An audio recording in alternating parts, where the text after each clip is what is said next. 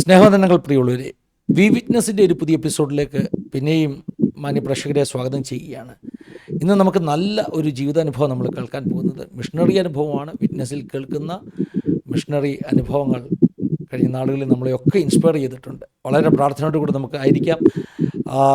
ഇന്ന് നമ്മുടെ നടുവിൽ വന്ന ദൈവദാസനെ കർത്താവ് ഉപയോഗിക്കട്ടെ, നമ്മെ ഓരോരുത്തരെയും കർത്താവ് സ്പർശിക്കട്ടെ. ഒന്നിച്ച് പ്രാർത്ഥിക്കാം. കർത്താവെ, ഞങ്ങളങ്ങ് സ്തുതിക്കുന്നു, വാഴ്ത്തുന്നു. നല്ല ഈ സമയത്തിനായി സ്തോത്രം.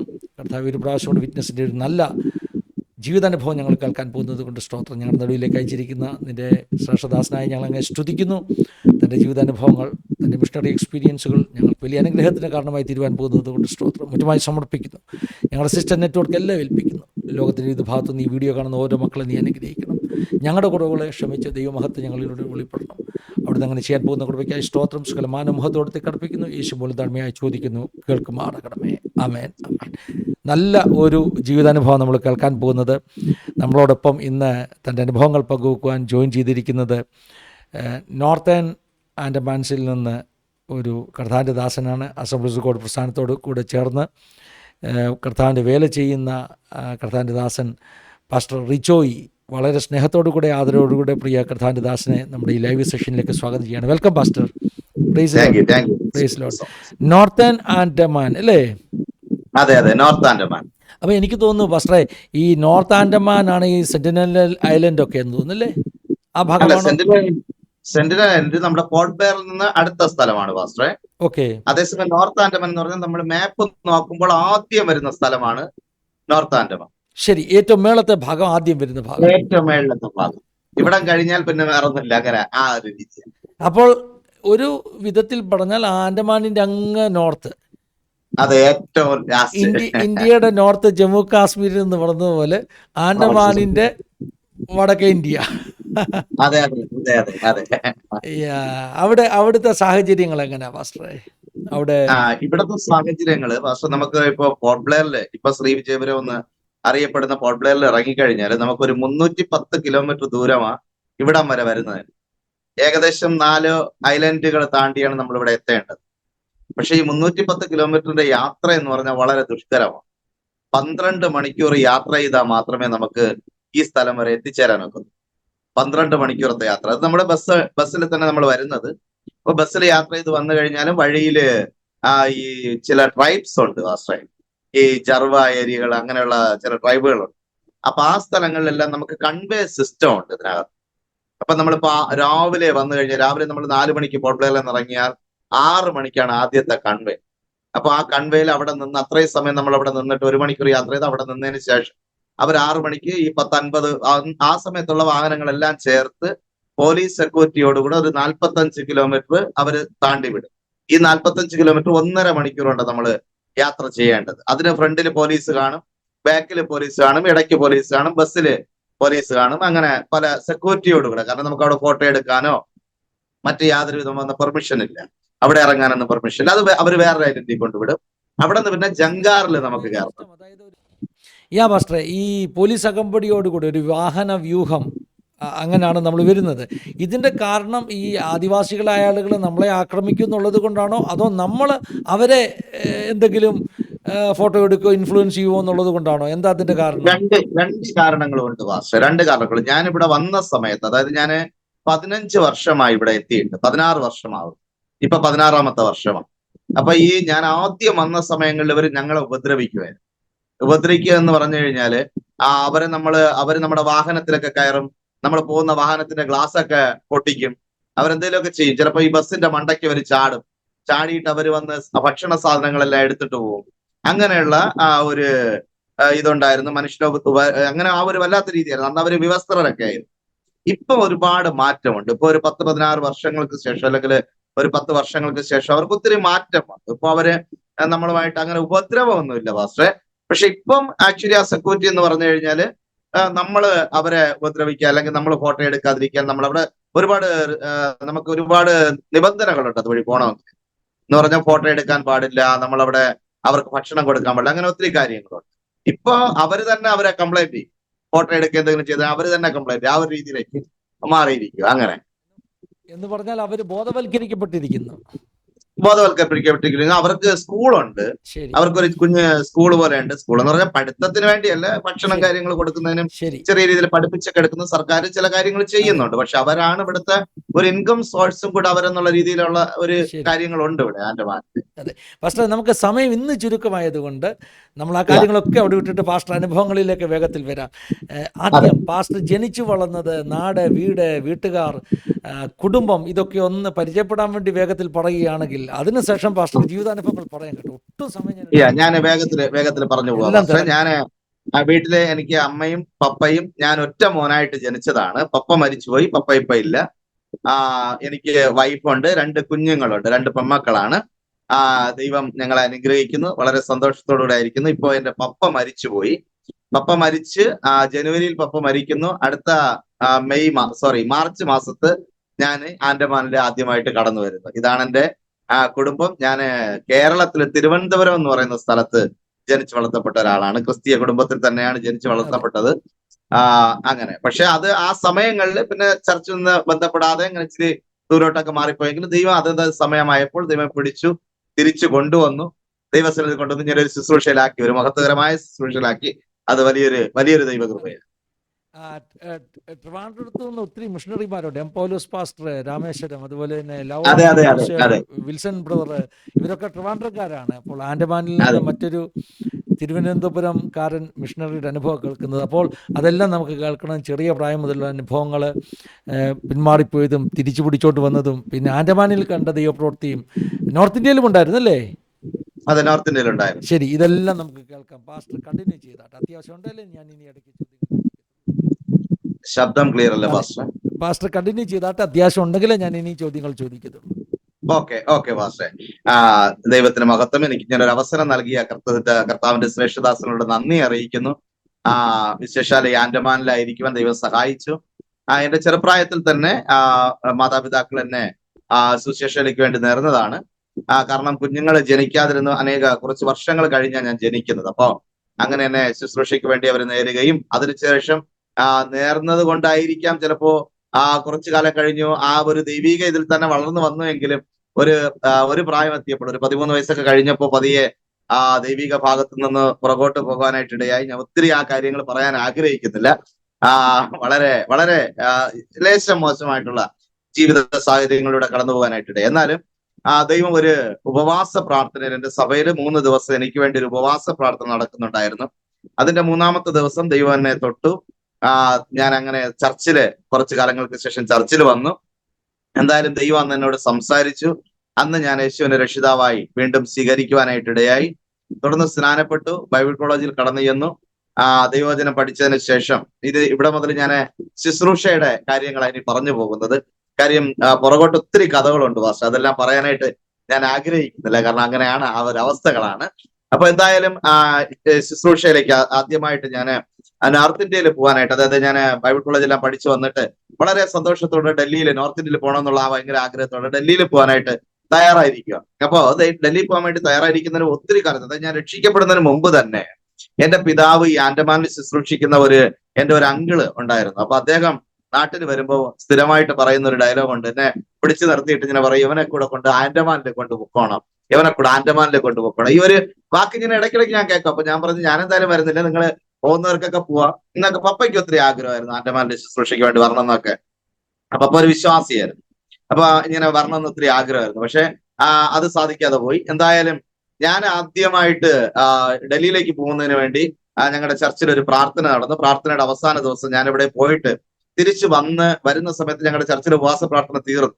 അപ്പൊ അന്ന് അവിടെ വന്ന കർത്താവിന്റെ ദാസന്റെ അടുത്ത് ഞാൻ പോയിട്ട് പറഞ്ഞു, പാസ്റ്റർ ഇതുപോലെ ഞാനൊരു മിഷണറി ആയിട്ട് ഡൽഹിക്ക് പോകാൻ പോവാ, അപ്പൊ എനിക്ക് വേണ്ടി ഒന്ന് പ്രാർത്ഥിക്കണമെന്ന് പറഞ്ഞു. അദ്ദേഹം എനിക്ക് വേണ്ടി പ്രാർത്ഥിച്ചില്ല. ഞങ്ങളുടെ നാട്ടിലൊരു പാസ്റ്റർ ആയിരുന്നു. അദ്ദേഹം എനിക്ക് വേണ്ടി പ്രാർത്ഥിച്ചില്ല. എന്റെ മുഖത്തോട്ട് നോക്കിയിട്ട് ഒറ്റ വാക്ക് പറഞ്ഞു, നിനക്ക് നോർത്ത് ഇന്ത്യയിലല്ല വിളി, നീ ഒരു ദ്വീപിലേക്ക് കടന്നു പോകും. അതായത് നീ ചില വർഷങ്ങൾ മാത്രം നോർത്ത് ഇന്ത്യയിൽ നിന്നതിന് ശേഷം മടങ്ങി നീ ഒരു ദ്വീപിലേക്ക് കടന്നു പോലും, അവിടെ നിന്നെ ഞാൻ വളരെ ശക്തമായിട്ട് ഉപയോഗിക്കുമെന്ന് പറയാനായിട്ടിടയായി.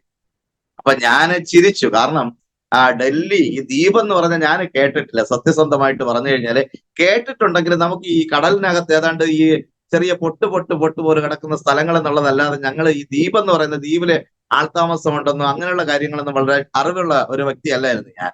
അപ്പൊ അന്ന് ഞാൻ ചിരിച്ചിട്ട് ഞാൻ അവിടെ നിന്ന് പോയി. എന്നാലും ആ ദേവിദാസൻ പറഞ്ഞതുപോലെ തന്നെ ആ നോർത്ത് ഇന്ത്യയിൽ പോയി ഒരു 6 വർഷം ഞാൻ ഡൽഹിയിൽ ഉണ്ടായിരുന്നു. അവിടെ നിന്ന് ഹിന്ദി പഠിച്ചു. അതിനുശേഷം ഞാൻ അവിടെ നിന്ന് മടങ്ങി. ഞാൻ അതിന്റെ ഇടയിൽ തന്നെ വിവാഹം കഴിഞ്ഞു. എനിക്ക് ആദ്യത്തെ കുഞ്ഞാകുന്ന സമയത്ത് ആ കുഞ്ഞിനെ ഭാര്യയും തിരിച്ചു കൊണ്ടുപോകാൻ വേണ്ടി ഞാൻ വരുന്ന സമയത്ത് ദൈവത്തിന്റെ ഒരു പദ്ധതിയാണ് ഞാൻ ഇവിടെ പറഞ്ഞു പോകുന്നത്. ദൈവം ഒരാളിനെ വിളിച്ചു കഴിഞ്ഞാൽ ആ കറക്റ്റ് സമയത്ത് ദൈവം തന്റെ പ്രവൃത്തിക്ക് വേണ്ടി ഉറപ്പായിട്ട് കൊണ്ടുവരും എന്ന് പറയുന്ന ആ ഒരു അവസ്ഥയെ ഞാൻ പറയാനായിട്ട് ഉദ്ദേശിക്കുന്നത്. അപ്പോ കറക്റ്റ് ആയിട്ട് തന്നെ ഞാൻ ഡൽഹിയിൽ നിന്ന് മടങ്ങി വരുന്നു. കുഞ്ഞും വൈഫുമായിട്ട് തിരിച്ച് മടങ്ങി പോകുന്നതിന് വേണ്ടിയാണ് വരുന്നത്. ഇപ്പൊ വരുന്ന സമയത്ത് വന്നു കുഞ്ഞ് ജനിച്ച് ആദ്യത്തെ മാസങ്ങളാകുന്നതേ ഉള്ളൂ. അപ്പൊ 1-2 മാസം എനിക്ക് അവിടെ നാട്ടിൽ നിൽക്കേണ്ടതായിട്ട് വന്നു. അങ്ങനെ നിന്നു. അപ്പൊ വീട്ടുകാരൊക്കെ പറഞ്ഞാൽ ഞാൻ ഒറ്റ മോനാണ് വീട്ടിൽ. എനിക്ക് സഹോദരങ്ങൾ ആരുമില്ല, സഹോദരിമാരും ആരുമില്ല. അപ്പൊ ഞാൻ ഒറ്റ മോനായതുകൊണ്ട് അവിടെ ആദ്യമായിട്ട് ജനിച്ച കുഞ്ഞും ആയതുകൊണ്ട് അപ്പൊ എല്ലാവർക്കും ഭയങ്കര സന്തോഷം, നിങ്ങൾ ഇവിടെ നിൽക്കണമെന്നായി. അപ്പൊ അങ്ങനെ കുറച്ച് മാസം, ഒരു 2-3 മാസം അവിടെ നിന്നു. 3 മാസം കഴിഞ്ഞപ്പോ എന്റെ പപ്പയ്ക്ക് ഒരു വൺ സൈഡ് പാരലൈസ് ആയി പോയി. BP ഹൈ ആയിട്ട് വൺ സൈഡ് പാരലൈസ് ആയി. അപ്പൊ വൺ സൈഡ് പാരലൈസ് ആയപ്പോ എനിക്ക് തന്നെ മനസ്സിലായി ഇനിയിപ്പോ പപ്പയെ നോക്കാൻ മറ്റാരുമില്ല. കാരണം ഞാൻ തന്നെ മെഡിക്കലിൽ കൊണ്ടുപോകണം, ഞാൻ തന്നെ പപ്പയെ എടുത്ത് ടേബിളിലൊക്കെ ഇരുത്തണം, അങ്ങനെയുള്ള ഒത്തിരി കാര്യങ്ങൾ ചെയ്യേണ്ടതായിട്ട് വന്നതുകൊണ്ട് എനിക്കിനി പോവാൻ പറ്റത്തില്ല എന്നുള്ളൊരു സാഹചര്യം വന്നു. അങ്ങനെ ഞാൻ ഡൽഹിയുടെ അവിടെയുള്ള കാര്യങ്ങളെല്ലാം ഉപേക്ഷിച്ച് അങ്ങനെ ഒരു 3 വർഷം, ഏകദേശം ഒരു വർഷത്തിനകത്ത് പപ്പയുടെ ട്രീറ്റ്മെന്റ് എല്ലാം നടന്നു.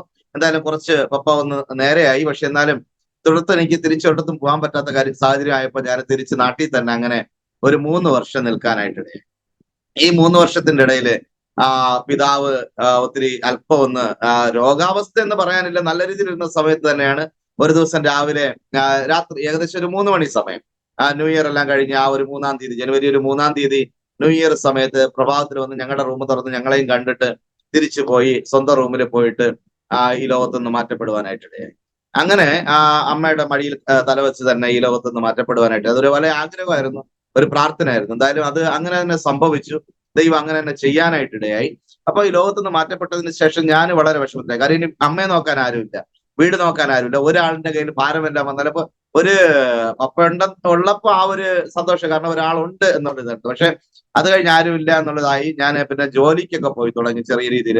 എന്നിട്ട് നാട്ടിൽ തന്നെ ഒരു ചെറിയ ചർച്ച് തുടങ്ങാനായിട്ടിടയായി. അവിടെ തന്നെ ഒരു ചെറിയ പ്രവർത്തനം ആരംഭിച്ചു. ഞായറാഴ്ച ദിവസം അവിടെ സഭയിൽ ആരാധന നടത്താൻ പോകും. ഒത്തിരി ഹൈന്ദവരായിട്ടുള്ള ആൾക്കാർ താമസിക്കുന്ന ഒരു സ്ഥലത്തായിരുന്നു. അവിടെ പോയി അങ്ങനെ ആരാധന നടത്തും. ബാക്കി സമയങ്ങളിൽ ഞാൻ ജോലിയും കാര്യങ്ങളായിട്ട് അങ്ങനെ ജീവിക്കാനായിട്ടുണ്ട്. ഏകദേശം ഒരു 1-2 മാസം, അതായത് ഫെബ്രുവരി ലാസ്റ്റ് ആവുന്ന സമയത്ത് ഇവിടുന്ന് ഞങ്ങളുടെ ഈ ഞാൻ പറഞ്ഞ അങ്കിളിന്റെ വൈഫ് നാട്ടിൽ വരികയും അവരെന്നോട് പറഞ്ഞു ഇതുപോലെ ഹിന്ദി അറിയാന്നുള്ള ഒരാൾ വേണമെന്ന് പറഞ്ഞപ്പോ എന്റെ പാസ്റ്റർ പറഞ്ഞു ഇതുപോലെ റിജോയ് ഇവിടെ ഉണ്ടൊന്ന് ബന്ധപ്പെടാൻ പറഞ്ഞു. അങ്ങനെ എന്നെ വന്നു കണ്ടു, സംസാരിച്ചു. എന്തായാലും ദൈവകൃപയാല് ആന്റിയോട് ഞാൻ അന്ന് പറഞ്ഞു, ആന്റി ഞാൻ വരത്തില്ല, കാരണം എനിക്കിപ്പോ വരാൻ പറ്റുന്ന സാഹചര്യമല്ല എന്ന് പറഞ്ഞു. ആന്റി പറഞ്ഞു ശരി കുഴപ്പമില്ല, ഞാൻ അങ്കിളിനോട് സംസാരിക്കുന്നു പറഞ്ഞു. അങ്ങനെ അങ്കിളിനോട് സംസാരിച്ചു. അങ്കിള് പെട്ടെന്ന് ഫോൺ ചെയ്തിട്ട് പറഞ്ഞു നിനക്ക് ഇപ്പൊ വരണമെന്ന് പറഞ്ഞു. പറഞ്ഞു അങ്കിളെ വരാൻ പറ്റത്തില്ലെന്ന് പറഞ്ഞു. എന്തോ ഒരു പെട്ടെന്നൊരു ഇത് വന്നു. അങ്കിള് പറഞ്ഞു ഞാൻ ടിക്കറ്റ് എടുക്കുവാന്ന് പറഞ്ഞു. ഞാൻ ഓക്കെ പറഞ്ഞു. ടിക്കറ്റ് എടുക്കാന്ന് പറഞ്ഞപ്പോ ഓക്കെ ഇത് എന്തുകൊണ്ടാണ് പറഞ്ഞത് എനിക്ക് മനസ്സിലായിട്ടില്ല, പക്ഷെ ഓക്കെ പറഞ്ഞു. അങ്ങനെ ഞങ്ങള് പെട്ടെന്ന് തന്നെ അവര് ടിക്കറ്റ് എടുത്ത് ഞാൻ അവിടെ നിന്ന് ഇവിടെ ആൻഡമാനിലേക്ക് വരാനായിട്ടിടയായി. ആൻഡമാനിൽ വന്നു. അപ്പൊ ആൻഡമാനിൽ വന്നപ്പോ ഫ്ലൈറ്റിലൊക്കെ വന്നിറങ്ങുന്നു. ജീവിതത്തിൽ ആദ്യത്തെ അനുഭവം ഫ്ലൈറ്റിൽ കയറുക, ഫ്ലൈറ്റിൽ വന്നിറങ്ങുക, അതൊക്കെ കണ്ടു ഭയങ്കര സന്തോഷം. അപ്പൊ പോർട്ട് ബ്ലെയറിൽ വരുമ്പോൾ നല്ലൊരു സിറ്റി ആയിട്ടുള്ള ഒരു സ്ഥലം, നല്ലൊരു സ്ഥലമാണ്. അപ്പൊ അവിടെ എനിക്ക് ഒത്തിരി അങ്ങ് ഇഷ്ടപ്പെട്ടു. പക്ഷെ അത് കഴിഞ്ഞിട്ട് ഒരു ദിവസം അവിടെ നിന്നതിന് ശേഷം പിറ്റേ ദിവസം ഞങ്ങൾ അവിടെ നിന്ന് ഈ നോർത്ത് ആൻഡമാനിലോട്ട് വരിക. ഇത്രയും യാത്ര അന്നൊരു ഗവൺമെന്റ് ബസ്സിലാണ് വരുന്നത്. ഗവൺമെന്റ് ബസ്സിൽ കുറച്ച് സാധനങ്ങൾ, ഞങ്ങൾ ഇച്ചിരി സാധനങ്ങൾ, 1-2 പ്ലേറ്റുകളും മറ്റു ഞങ്ങളുടെ തുണികളും മാത്രമായിട്ട് ഞങ്ങൾ വരുന്നത്. അപ്പൊ അവിടെ നിന്ന് ബസ്സിൽ കയറി നോർത്ത് ആൻഡമാനിലോട്ട് വരുന്നു. ഇവിടെ സ്വീകരിക്കാൻ ഒരു ബ്രദറുണ്ട് എന്നൊക്കെ പറഞ്ഞു. അങ്ങനെ ഞങ്ങള് ഒരുമിച്ച് ഇങ്ങനെ വരും. ഇവിടെ ചെറിയൊരു സ്കൂൾ ഉണ്ടായിരുന്നു. അപ്പൊ അങ്ങനെ അതിന്റെ ചെറിയ സ്കൂളാണ്, വളരെ ഇവിടത്തെ രീതിയിലുള്ള ഒരു സ്കൂളായിരുന്നു. അപ്പൊ അവിടെ ഒരാൾ സ്വീകരിക്കും എന്നൊക്കെ പറഞ്ഞു. അങ്ങനെ ഞങ്ങൾ ഇവിടെ വന്നു. അങ്ങനെ ഇവിടെ ഈ യാത്ര മൊത്തം ഇങ്ങനെ യാത്രയിൽ മൊത്തം കണ്ണീരൊഴുക്കുക, കാരണം കരയുക.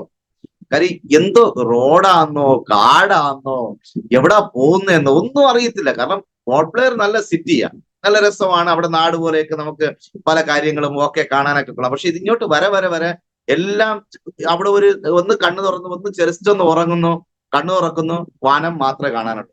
എവിടെ കണ്ണു തുറന്ന് നോക്കിയാലും വനം മാത്രമേ. ഇപ്പൊ കുറച്ച് വീടുകളും കാര്യങ്ങളും ചെറിയ സിറ്റി പോലെയൊക്കെ പല സ്ഥലങ്ങളിൽ വന്നു തുടങ്ങിയിട്ടുണ്ടെങ്കിലും അന്ന് കാലത്ത് ഇത് വെറും കാട് മാത്രമേ ഉള്ളൂ. ആകെ ടെൻഷനായി, ഇതെവിടെ ഈ വനത്തിനകത്ത് എവിടെ പോകുന്നതെന്ന് മനസ്സിലാവുന്നില്ല. അപ്പൊ അങ്ങനെ ഞങ്ങള് രാവിലെ അവിടെ നിന്ന് 4 മണിക്ക് തിരിച്ച് ഞങ്ങള് വൈകിട്ട് 4 മണി കഴിഞ്ഞപ്പോ 4:30 5 മണിയോട് അടുപ്പിച്ച് ഞങ്ങള് തിരിച്ചു വന്ന് നോർത്ത് ആൻഡമാനിലെ ഡിഗ്ലിപൂർ എന്ന് പറയുന്ന സ്ഥലത്ത് ഇറങ്ങാനായിട്ടിടയായി. ഞാൻ നിൽക്കുന്ന സ്ഥലം ഡിഗ്ലിപൂർ. ഇപ്പൊ ഡിഗ്ലിപൂർ എന്ന് പറയുന്ന സ്ഥലത്ത് ഇറങ്ങാനായിട്ടിടയായി. അങ്ങനെ ഡിഗ്ലിപൂർ എന്ന് പറയുന്ന സ്ഥലത്ത് ഇറങ്ങി. അപ്പൊ ഇവിടെ വന്നപ്പോൾ ഇവിടെ അധികം വാഹനങ്ങളില്ല, ചെറിയ 1-2 കടകൾ മാത്രമേ ഉള്ളൂ, ചെറിയൊരു സ്ഥലം. അപ്പൊ എന്തോ സംഭവം എന്ന് മനസ്സിലാവുന്നില്ല, എവിടെ പോകേണ്ടെന്ന് അറിയത്തില്ല. അന്ന് ഇവിടെ 2-3 ആട്ടോ മാത്രമേ ഉള്ളൂ. ഇപ്പൊ ഒത്തിരി ആട്ടയൊക്കെ ആയി, 700-ലധികം ആട്ടയുണ്ടെന്നാ പറയപ്പെടുന്നത്. അപ്പൊ അത്രയും ദൈവം ഈ സ്ഥലത്ത് അനുഗ്രഹിച്ചു ഇപ്പോ. പക്ഷെ അന്ന് 2-3 ആട്ടോ മാത്രമേ ഉള്ളൂ. അങ്ങനെ ഞങ്ങൾ ഒരു ആട്ടയ്ക്കകത്ത് കയറി അവിടെ സ്കൂളിൽ പോകുന്നത്. അങ്ങനെ സ്കൂൾ കണ്ട ആകപ്പെടെ ഞാനും ടെൻഷനിലായി. കാരണം ഞങ്ങൾക്ക് താമസിക്കാൻ ഒരു കുഞ്ഞു റൂം മാത്രമേ ഉള്ളൂ. ഒരു ചെറിയ കിച്ചൺ ഇച്ചിരി ദൂരെയാണ്. അത് കിച്ചൺ എന്ന് പറയാനില്ല, അന്ന് ഗ്യാസ് ഇല്ല, മറ്റു യാതൊരു വിറവ് മാത്രം, വിറവ് മഴ സമയമായിരുന്നു. അങ്ങനെ ഒത്തിരി ബുദ്ധിമുട്ട് അനുഭവിച്ച് ഞങ്ങൾ അങ്ങനെ മുമ്പോട്ട് പോകും. അപ്പൊ പലപ്പോഴും ദൈവത്തോട് ചോദിച്ച ഒരു കാര്യമുണ്ട്, ദൈവം എന്തിനാ ഇവിടെ കൊണ്ടുവന്നത്? കാരണം ഒന്നും മനസ്സിലാവുന്നില്ല. സ്കൂളുണ്ടൊക്കെ, രാവിലെ സ്കൂളിൽ കുറച്ച് കുഞ്ഞുങ്ങൾ വരുന്നുണ്ട്, അവരോട് സന്തോഷമായിട്ടിരിക്കുന്നു. പക്ഷെ ഒന്നും മനസ്സിലാവുന്നില്ല. പ്രവർത്തന ഒരു വിശ്വാസികളില്ല, ആരുമില്ല. അങ്ങനെ വല്ലാത്ത രീതിയിലായി. ഞായറാഴ്ച ഞാൻ സ്കൂളിൽ നിന്ന് കുറെ ബെഞ്ചെല്ലാം മാറ്റിയിട്ടിട്ട് അവിടെ വിരിക്കുന്നു. അവിടെ ഞങ്ങൾ ആരാധന നടത്തുന്ന പോലെ ഞങ്ങൾ ആരാധന നടത്തുന്നു, ആരും വരുന്നില്ല. അപ്പൊ ഇങ്ങനെയുള്ള ഒരു വല്ലാത്ത സാഹചര്യത്തിലേക്ക് മാറിക്കൊണ്ടിരിക്കുക. അപ്പൊ ഇവിടെ എന്തിനാ വന്നേന്ന് എനിക്ക് മനസ്സിലാവുന്നില്ല. അങ്ങനെ ഇരുന്ന സമയത്ത് പിശാച് വളരെ ശക്തമായിട്ട് പോരാടാനായിട്ടിടയായി ഇവിടെ വരുന്ന സമയത്ത്. കാരണം വന്ന് കുറച്ച് ദിവസങ്ങൾ കഴിഞ്ഞപ്പോൾ, ഞാൻ 2004-ലാണ് സുനാമി അടിക്കുന്നത്. സുനാമി അടിക്കുമ്പോൾ നമ്മൾ നാട്ടിൽ ചിന്തിച്ചിട്ടുണ്ട്, നാട്ടിലെ ഏറ്റവും അധികം നാശനഷ്ടങ്ങൾ ഉണ്ടായിരുന്നു, നാട്ടിലും ചെന്നൈയിലും. പക്ഷെ ഇവിടെ അങ്ങനെയല്ല. ഞാൻ പോർട്ട് ബ്ലെയറിൽ ഒരിക്കൽ ഇടയ്ക്ക് പോയ സമയത്ത് ഞാനൊരു സഹോദരനെ കാണാനായിട്ടിടയായി. അദ്ദേഹത്തിന് വേണ്ടി പോയി പ്രാർത്ഥിച്ചു. അദ്ദേഹം ഭ്രാന്തരായിരുന്നു, ഭ്രാന്തായി മാറിയത്. നല്ലൊരു മനുഷ്യനാണ്, ഭ്രാന്തായി മാറിയത്. കാരണം 7-8 ട്രക്കുകൾ ഒരുമിച്ച് ഇങ്ങനെ ശവങ്ങളെ കയറ്റി വരും. ഹിറ്റാച്ചി കൊണ്ട് ശവങ്ങളെ കോരി ഇതിനകത്തേക്ക് ഇട്ടിട്ട് അവർ വലിയ കുഴിയെടുത്ത് അതിനകത്ത് കൊണ്ട് തട്ടുന്നതിന്റെ കിളിയായിരുന്നു അദ്ദേഹം. ആ ട്രക്കിന്റെ കിളിയായിരുന്നു. കൂടെ ഉണ്ടായിരുന്ന ഡ്രൈവർമാർ 3 പേരെങ്ങാണ്ട് ഹാർട്ട് അറ്റാക്ക് വന്ന് അവിടെ മരിച്ചു. ഇത് കണ്ട അദ്ദേഹം ഓട്ടോമാറ്റിക് ഭ്രാന്തനായി മാറി. അദ്ദേഹത്തിന് വേണ്ടി പ്രാർത്ഥിക്കാൻ ഒരിക്കൽ പോയി, അദ്ദേഹത്തിന് വേണ്ടി സംസാരിച്ച് അദ്ദേഹത്തിന് ദൈവം തൊട്ടു. എന്തായാലും ദൈവകൃപയാൽ അദ്ദേഹം നല്ല രീതിയിൽ ഇപ്പൊ ജീവിക്കുന്നുണ്ട്. പക്ഷെ ഞാൻ പറഞ്ഞു വന്നത്, അത്രയും വളരെ നാശനഷ്ടം സംഭവിച്ചുകൊണ്ട് ഈ ആൻഡമാൻ ഇന്നും പോർട്ട് ബ്ലെയറിലെ പല സ്ഥലങ്ങളിലും വെള്ളത്തിനടിയിൽ കിടക്കുക. വെള്ളം ഇന്നും ആ സ്ഥലങ്ങളിൽ ഇങ്ങനെ നിറഞ്ഞു നിൽക്കുക. ഒരുപാട് നാശനഷ്ടം, നിക്കോബാർ എന്നൊക്കെ പറയുന്ന സ്ഥലങ്ങളൊക്കെ ഫുള്ള് പോയെന്നാ പറയുന്നത്. അപ്പൊ അങ്ങനെയും വളരെയധികം നാശനഷ്ടങ്ങൾ ഉണ്ടായ ഒരു സ്ഥലമായിരുന്നു ആൻഡമാൻ. പക്ഷെ ഇതിന്റെ ന്യൂസുകളൊന്നും, കാരണം ഇവിടെ അധികം ന്യൂസ് ഇല്ലായിരുന്നു, ഇപ്പോഴും അധികം ന്യൂസ് ഇല്ല, ചെറിയ ഓൺലൈൻ മീഡിയകൾ മാത്രമേ ഉള്ളത്. അങ്ങനെ ഉള്ളത് കൊണ്ട് ഇവിടുത്തെ കാര്യങ്ങളൊന്നും പുറം ലോകം അധികം അറിയുന്നില്ല എന്നതാണ് വാസ്തവം. അപ്പൊ അങ്ങനെ ഇരിക്കുന്ന സമയത്ത് ഞാൻ ഇവിടെ വരുന്ന സമയത്ത് ആദ്യമായിട്ട്, ഞങ്ങൾക്ക് അറിയത്തില്ല തറയിൽ കിടന്ന് ഉറങ്ങാൻ പാടില്ലെന്നോ. അന്നൊരു കുഞ്ഞു കട്ടില് മാത്രമേ ഉള്ളൂ. അന്ന് കുഞ്ഞു കട്ടില് ഞങ്ങൾ 3 പേര് കിടക്കണം. അപ്പൊ 3 പേർക്ക് പറ്റാത്തതുകൊണ്ട് ഞങ്ങൾ എന്ത് ചെയ്യുന്നറിയോ, ഒരു സിംഗിൾ കട്ടില. അപ്പൊ അതിൽ 3 പേർക്ക് കിടന്നുറങ്ങാൻ പറ്റാത്തതുകൊണ്ട് ഞങ്ങൾ ഇങ്ങനെ തറയിൽ തന്നെ വിരിച്ച് ഇങ്ങനെ കിടക്കുക. കിടന്ന സമയത്ത് ആദ്യമായിട്ടൊരു ഭൂകമ്പം എന്ന് പറഞ്ഞാൽ വല്ലാത്ത ഭൂകമ്പം എന്ന് പറഞ്ഞാൽ, ഞങ്ങൾ ഒരിടത്ത് ഒരു സൈഡിലോട്ട് ഇങ്ങനെ വരുന്നു, ഞങ്ങൾ മറു സൈഡിൽ ചരിഞ്ഞ് ഇങ്ങനെ പോവാ ഉരുണ്ട്. അടുത്ത് വീണ്ടും അത് തിരിച്ച് ഒരു സൈഡിലേക്ക്. കാരണം ഇവിടെ 5 പോയിന്റ് വരെയൊക്കെ ഭൂകമ്പം അടിച്ച് നമ്മൾ അറിയത്തില്ല അധികം.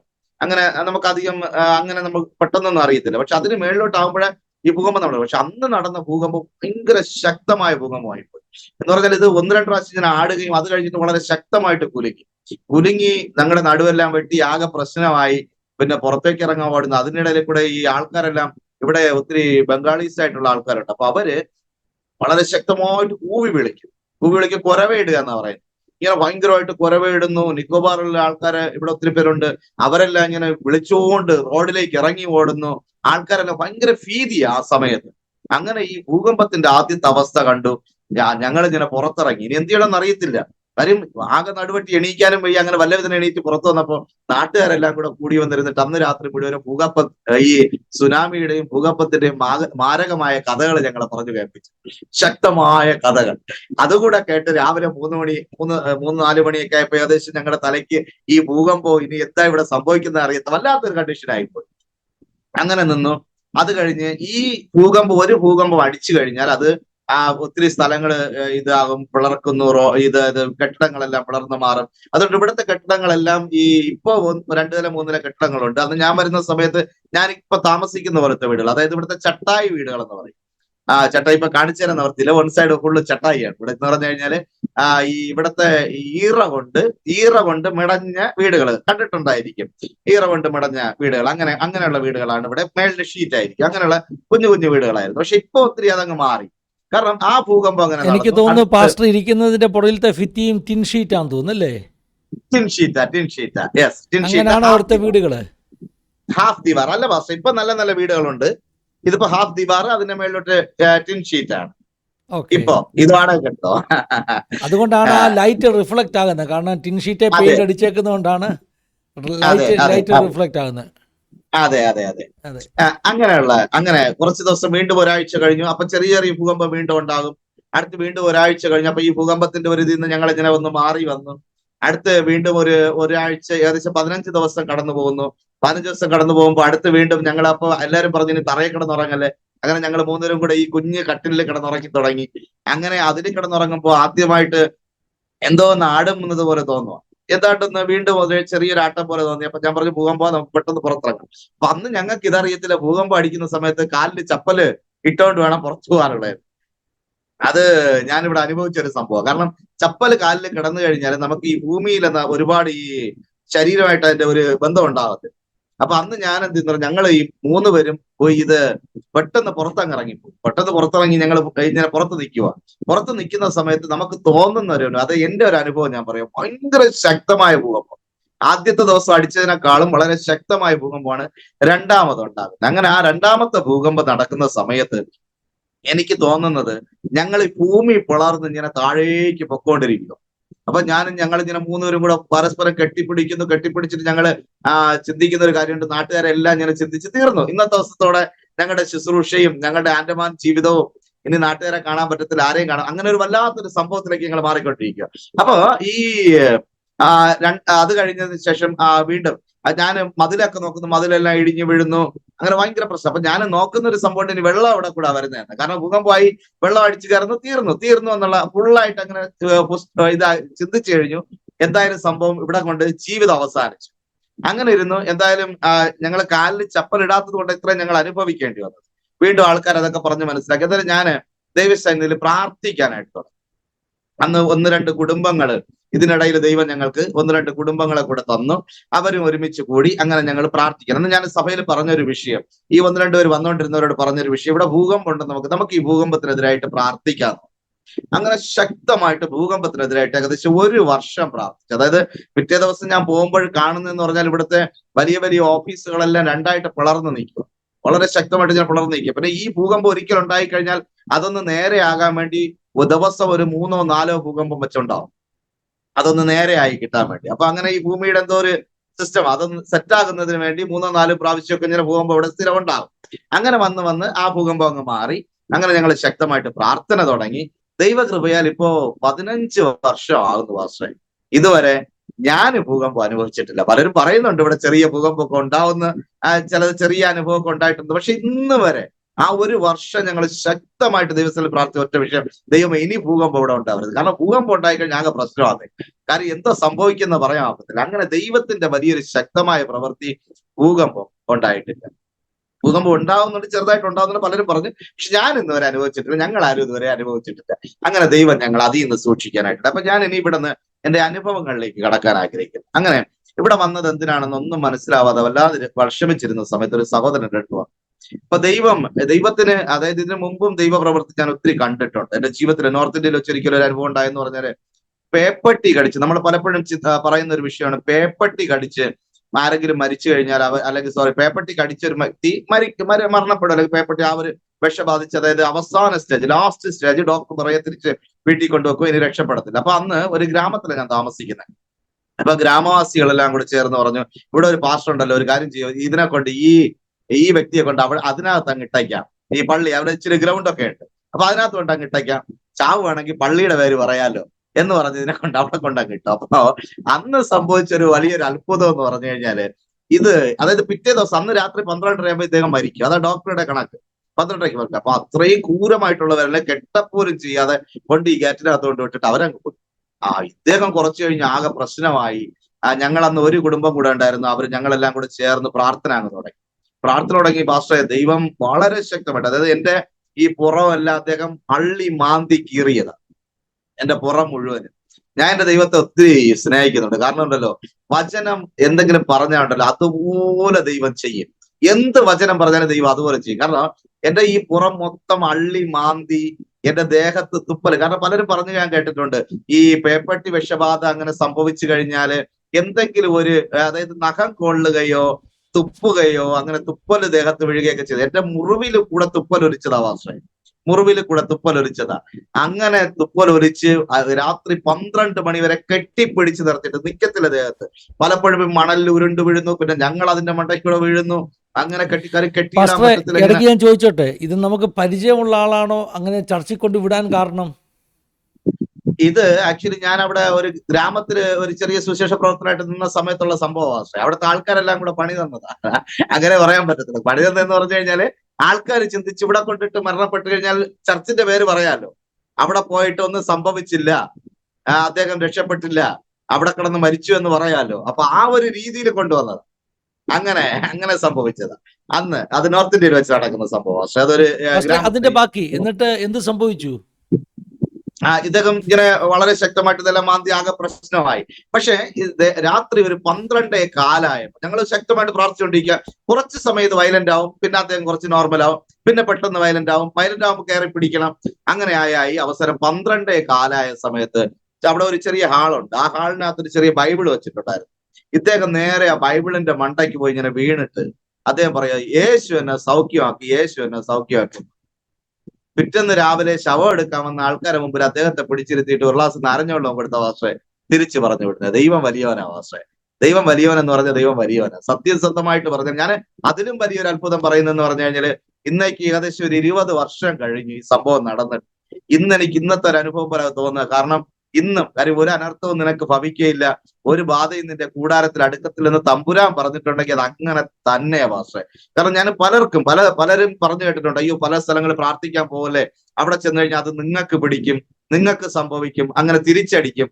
ഞാൻ അങ്ങനെയൊക്കെ പറയുന്നവരോട് ഒറ്റ വാക്ക് പറയുന്നത്, ഇന്ന് ഞാനൊരു ജീവിതത്തിന്റെ ഒരു സാക്ഷിയാ.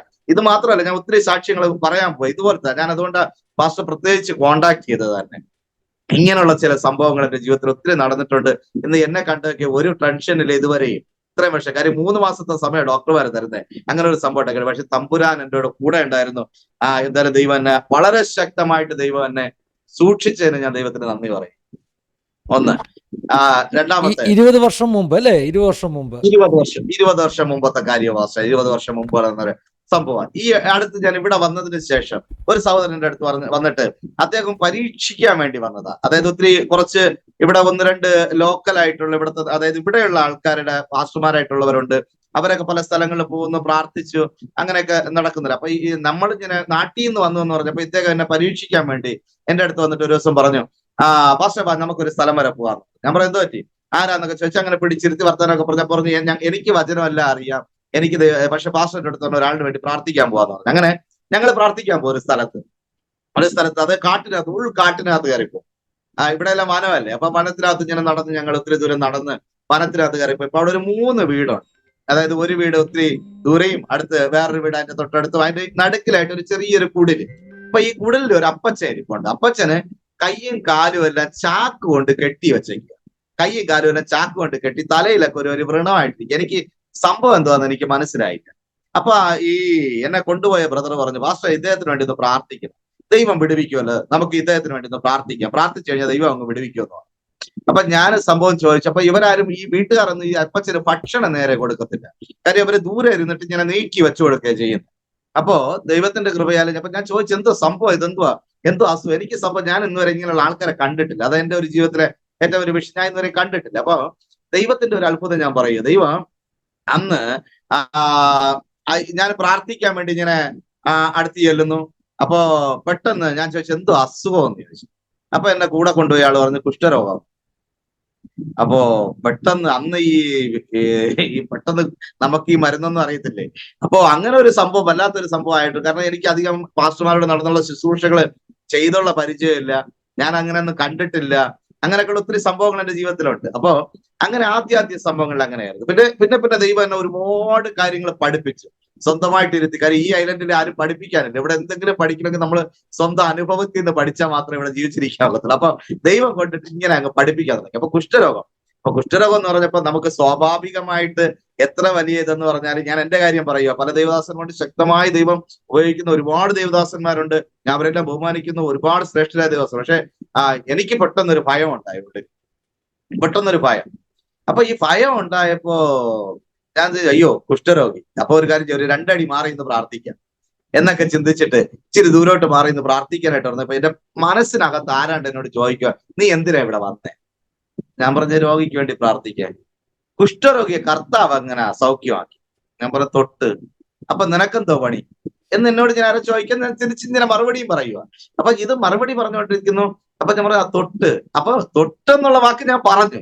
അപ്പൊ നീ എന്തോ ചെയ്യുന്നേ എന്ന് എന്നോട് ആരോട് ചോദിക്കുന്നു. അപ്പൊ ഞാൻ അയ്യോ അപ്പൊ തൊടണമല്ലോ, അപ്പൊ തൊട്ടാലേ സൗഖ്യമാകത്തുള്ളൂ എന്ന് എന്റെ മനസ്സ് പറഞ്ഞു തുടങ്ങി. അപ്പൊ എന്തായാലും ദൈവകൃപയാൽ ഞാൻ പോയി ഇദ്ദേഹത്തിന്റെ തലയിൽ ഞാൻ കൈവച്ചപ്പോ എന്റെ കയ്യിൽ മൊത്തം പഴുപ്പായി, തലയെല്ലാം വൃണമായിട്ടിരിക്കുക, ഈ തലയിലൊക്കെ വൃണവും കയ്യും കാലും. അപ്പൊ അവര് തന്നെ പറഞ്ഞു അയ്യോ തൊടലേ തൊട്ടാ പ്രശ്നമാകും. അപ്പൊ വീട്ടുകാരൊക്കെ പറയും തൊടലേ. ഞാൻ പറഞ്ഞില്ല, ഞാൻ ദൈവത്തിന്റെ എതിരാ വന്നത്, ഒന്നും സംഭവിക്കത്തില്ലെന്ന് പറഞ്ഞ് തൊട്ട് പ്രാർത്ഥിച്ചിട്ട് ഞാൻ പറഞ്ഞു ദൈവം നിങ്ങളെ സൗഖ്യം, ദൈവം നിങ്ങൾക്ക് വേണ്ടി അത്ഭുതം ചെയ്യുന്നു പറഞ്ഞ് തിരിച്ചവിടുന്ന് ഞങ്ങള് തിരിച്ചു വരാനായിട്ടുണ്ട്. തിരിച്ചു വന്നു പിറ്റേ ആഴ്ച സത്യം പറഞ്ഞാൽ ഞാൻ വലിയ വിശ്വാസത്തോടെ ഒന്നുമല്ല പോകുന്നത്, ഉള്ള കാര്യം പറയൂ. അതിന് ആരും എന്നെ വഴക്കൊന്നും പറഞ്ഞു കളയരുത്. കാരണം ഞാൻ എന്റെ വിശ്വാസത്തില് അത്ര അനുഭവങ്ങളിലൂടെ ഒന്നും വന്ന ആളല്ല, ഞാൻ ഇന്ന് കണ്ടു വന്ന ആളല്ല, അതുകൊണ്ടാണ് ഞാൻ പറഞ്ഞത്.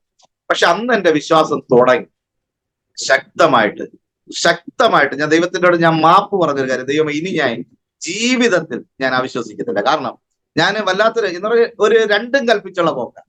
കാരണം പോണം കാണും എന്തെങ്കിലും അങ്ങനെയാണ്, പഴയതുപോലെ ആണെങ്കിൽ ഒരു കാര്യം ചെയ്യാം, ഒന്നുകൂടെ പ്രാർത്ഥിച്ചിട്ട് വരാം എന്നുള്ള രീതിയിലാണ് പോകുന്നത്. പക്ഷെ അവിടെ പോയപ്പോ അപ്പച്ചന് ചാക്കെല്ലാം മാറ്റി കയ്യും കാലും തലയും എല്ലാം ഉണങ്ങി വളരെ സന്തോഷമായിട്ടിരിക്കുന്ന ദൈവം തന്നെ. എന്റെ ദൈവം ജീവിക്കുന്നതാണ് മാസ്റ്റർ, അത് വെറുതെ നമ്മൾ പറയുന്നതല്ല. ദൈവം ജീവിക്കുന്ന ദൈവം. കുറച്ചു കാലങ്ങൾ അപ്പച്ചൻ ഉണ്ടായിരുന്നു. അത് കഴിഞ്ഞതിന് ശേഷം അപ്പച്ചൻ ഈ പ്രായത്തിന്റെ ഇതില് അപ്പച്ചൻ മരണപ്പെട്ടു. പക്ഷെ മരിക്കുന്നത് വരെ ആ രോഗം അദ്ദേഹത്തിന്റെ ശരീരത്തിൽ വന്നിട്ട് ദൈവം വളരെ ശക്തമായിട്ട് തന്നെ സൗഖ്യമാക്കി. അന്ന് ഞാൻ ദൈവത്തോട് കർത്താവ് ഇനി ഒരു കാരണവശാലും അവിശ്വാസിക്കുന്ന പരിപാടി ഇനി എന്റെ ജീവിതത്തിൽ. അത് കഴിഞ്ഞതിന് ശേഷം പിന്നെ അടുത്ത ദൈവം രണ്ടാമത്തെ കാര്യം പഠിപ്പിക്കുക, ഭൂതം ബാധിച്ചവൻ എന്ത് ചെയ്യും. അപ്പൊ നീ എന്താ ഇനി അടുത്ത് ചെയ്യാൻ പോകുന്നത്? അപ്പൊ ഭൂതം ബാധിക്കും. അപ്പൊ ഒരു ദിവസം ഞങ്ങള് വെള്ളിയാഴ്ച ഉപവാസ പ്രാർത്ഥന നടക്കും. അപ്പൊ വെള്ളിയാഴ്ച ഉപവാസ പ്രാർത്ഥന നടന്നുകൊണ്ടിരുന്നപ്പോൾ പിന്നെ കുറച്ചു പേര് ചേർന്ന് ഒരാളിനെ കെട്ടി വലിച്ചോണ്ട് വരും. കെട്ടി വലിച്ച് കയ്യിലെല്ലാം ഇങ്ങനെ കയറൊക്കെ ഇട്ട് കെട്ടി റെഡിയാക്കി, തെലുങ്കനായിട്ടുള്ള ഒരാൾ അദ്ദേഹത്തിനെ കെട്ടി റെഡിയാക്കിക്കൊണ്ട് ഇങ്ങനെ പള്ളിയിലേക്കകത്ത് കൊണ്ടുവന്നു. അപ്പൊ പള്ളിക്കകത്ത് കൊണ്ടുവന്നപ്പം അദ്ദേഹം പറഞ്ഞൊരു വാക്ക്, അകത്ത് വന്നപ്പോ അദ്ദേഹം നോർമലാ, എനിക്ക് മനസ്സിലായില്ല ഇവിടെ ഭൂതം പിടിച്ചു. അതായത് എത്രയോ വർഷങ്ങളായിട്ട് ദേശത്ത് നമ്മള് ഈ ദൈവ ഗന്നസരത്തിന് തടാകത്തിന്റെ അവിടെ പോയപ്പോ അവിടെ ഒരു ഭൂതഗ്രസ്തനെ നമ്മൾ കണ്ടെന്ന് വായിച്ചിട്ട്, അദ്ദേഹത്തെ പോലെ ഇവിടെ നടന്ന ഒരു മനുഷ്യന്. കാരണം ഈ നാട്ടുകാർക്ക് തലവേദന എന്ന് പറഞ്ഞാൽ ഇതുപോലൊരു മനുഷ്യനില്ല. അങ്ങനെ നാട്ടിൽ മൊത്തം നശിപ്പിച്ച് കല്ലെറിഞ്ഞു ആകെ ബഹളം ഉണ്ടാക്കി പ്രശ്നം ഉണ്ടാക്കി നടക്കുന്ന ഒരു മനുഷ്യൻ. ഇദ്ദേഹത്തെ എടുത്ത് എന്തായാലും ഇവിടെ കൊണ്ടുവന്നു. പക്ഷെ ഞാൻ താമസിക്കുന്ന സ്ഥലത്തിനകത്ത് കയറിയപ്പോൾ അദ്ദേഹം പിന്നെ പറഞ്ഞൊരു അനുഭവം, ഞാൻ ഇതിനകത്ത് വന്നപ്പം കുറെ പിശാചുകൾ ഇറങ്ങി അങ്ങ് ഓടി. 52 പിശാചുണ്ടെന്ന് അദ്ദേഹം പറയുന്നത്, എനിക്കറിയത്തില്ല ഇനി 52 പിശാചുണ്ടെന്ന് അദ്ദേഹം പറഞ്ഞ സംഭവം. കാര്യം അകത്ത് വന്ന് പ്രാർത്ഥിച്ച് ചെറിയ രീതിയിൽ പ്രാർത്ഥിച്ചു കഴിഞ്ഞപ്പോ തന്നെ എല്ലാം വിട്ടുമാറി. അദ്ദേഹത്തെ പിന്നെ വചനത്തിൽ ഉറപ്പിച്ചു. അപ്പൊ അദ്ദേഹം ഇച്ചിരി ബഹളങ്ങളൊക്കെ ഉണ്ടാക്കിയെങ്കിലും ലാസ്റ്റില് നമ്മുടെ നാട്ടില് പണ്ട് ഈ അടയാളം കാണിക്കുന്നതും അങ്ങനെയൊക്കെ ഉണ്ടല്ലോ. അപ്പൊ എന്റെ മനസ്സിൽ പെട്ടെന്ന് വന്നു അടയാളം കാണിപ്പിക്കുക. അപ്പൊ അടയാളം കാണിക്കുക, എന്നാ പിന്നെ നീ ഇനി പോവാണെങ്കിൽ അടയാളം കാണിച്ചിട്ട് പോയാൽ അതിനായി. കാരണം ഇതെല്ലാം അറിവില്ലായ്മ കൊണ്ടൊക്കെ സംഭവിക്കുന്നത്. ആരും എന്നെ ദൈവം അങ്ങനെ ക്രിറ്റിസൈസ് ചെയ്യല്ലേ. അന്ന് അറിവില്ലായ്മ കൊണ്ട് സംഭവിച്ചു. ഇന്ന് അങ്ങനെയുള്ള പ്രശ്നങ്ങളല്ല. ദൈവം ഇന്ന് ശക്തമായിട്ട് ഉപയോഗിക്കുന്നുണ്ട്. വളരെ ശക്തമായിട്ട് അങ്ങനെയുള്ള ശുശ്രൂഷകൾ ദൈവം എനിക്ക് എല്ലാ ദിവസവും മിക്ക സമയങ്ങളിലും ദൈവം തരുന്നുണ്ട്. അങ്ങനെയുള്ള ആൾക്കാർ ദൈവസന്നിധിയിൽ വരുന്നുണ്ട്. അപ്പൊ ഞാൻ പറയാം, 1-2 വിഷയങ്ങൾ ഞാൻ പറയാം. അപ്പൊ അങ്ങനെ സമയത്തിൽ പൊയ്ക്കൊണ്ടിരിക്കുക. അപ്പൊ എന്തായാലും ഇത് വന്ന് അദ്ദേഹം ഞാനിങ്ങനെ അടയാളം വേണമെന്ന് പറഞ്ഞു. അടയാളം വേണമെന്ന് പറഞ്ഞു കഴിഞ്ഞപ്പോ അവിടെ ഒരു വലിയ മാവ് തന്നു. മാവ് രണ്ടായിട്ട് കീറി അതിന് നടുക്കിന്ന് കീറി ഒത്തിരി കായക്കെട്ടത്. അത് വളരെ വലിയൊരു നഷ്ടമായിട്ട് മാറി. എന്തായാലും ദൈവം അദ്ദേഹത്തെ പിടിച്ചെന്ന് അവര് കുടുംബമായിട്ട്, അദ്ദേഹം സ്വന്തം ഭാര്യയെ കത്തിച്ചു കൊന്ന് അങ്ങനെയൊക്കെയുള്ള ഒരു ക്രൂരനായ മനുഷ്യനായിരുന്നു. ഇപ്പൊ അദ്ദേഹം സഭയായിട്ട്, അപ്പൊ അദ്ദേഹം രണ്ടാമത് വിവാഹം കഴിച്ചു, കുടുംബമായിട്ട് ദൈവസന്നിധിയിലായിരിക്കുന്നു. ദൈവം അവരെ ശക്തമായിട്ട് ഉപയോഗിച്ചുകൊണ്ടിരിക്കുക. അങ്ങനെ വളരെ വലിയൊരു അത്ഭുതം. അത് കഴിഞ്ഞിട്ട് വേറൊരു അത്ഭുതം പറയുവാണെങ്കിൽ, ഈ കഴിഞ്ഞ ദിവസങ്ങളിൽ ഇവിടെ ഞാൻ അങ്ങനെ പറഞ്ഞു തുടങ്ങിയ അത്ഭുതം ഒരുപാടുണ്ട്. ഒരുപാടെന്ന് പറഞ്ഞു കഴിഞ്ഞാല് ജീവിതത്തിൽ ദൈവം ചെയ്ത അത്ഭുതം എന്ന് പറഞ്ഞാൽ അത്ഭുതം മാത്രമേ പറയാവൂ. കാര്യം അങ്ങനെ ഈ ഇടയ്ക്ക് ഒരു രാത്രി ഞങ്ങൾ ഇവിടെ കിടന്നിറങ്ങുമ്പോൾ 2-2:30 ആയപ്പോ ഇവിടുത്തെ കുറച്ച് ബംഗാളീസ് ആൾക്കാരെല്ലാം കൂടെ എന്നെ ഒന്ന് വിളിച്ചിട്ട് പറഞ്ഞാൽ ബസ് ഒന്ന് ഓടി വീട്ടിലേക്ക് വരണമെന്ന് പറഞ്ഞു. അപ്പൊ രാത്രിയാ, അപ്പൊ ആരുമില്ല. അപ്പൊ ഞാൻ തൊട്ടടുത്ത് ഞങ്ങളുടെ 2 കുഞ്ഞുങ്ങളുണ്ടായിരുന്നു. അപ്പൊ അവരെ കൂടെ വിളിച്ചിട്ട് ചെറുപ്പക്കാരായിട്ടുള്ള 2 പേരെയും കൂടെ വിളിച്ച് ഞങ്ങൾ അങ്ങനെ പോയി. അവിടെ പോയപ്പോ ഒരു ഗർഭിണിയായ ഒരു സഹോദരിയെ എല്ലാവരും കൂടെ പിടിച്ചു വെച്ചോണ്ടിരിക്കുക. ഞാൻ മെയിൻ സംഭവങ്ങളായി പറഞ്ഞു പോകുന്നത്.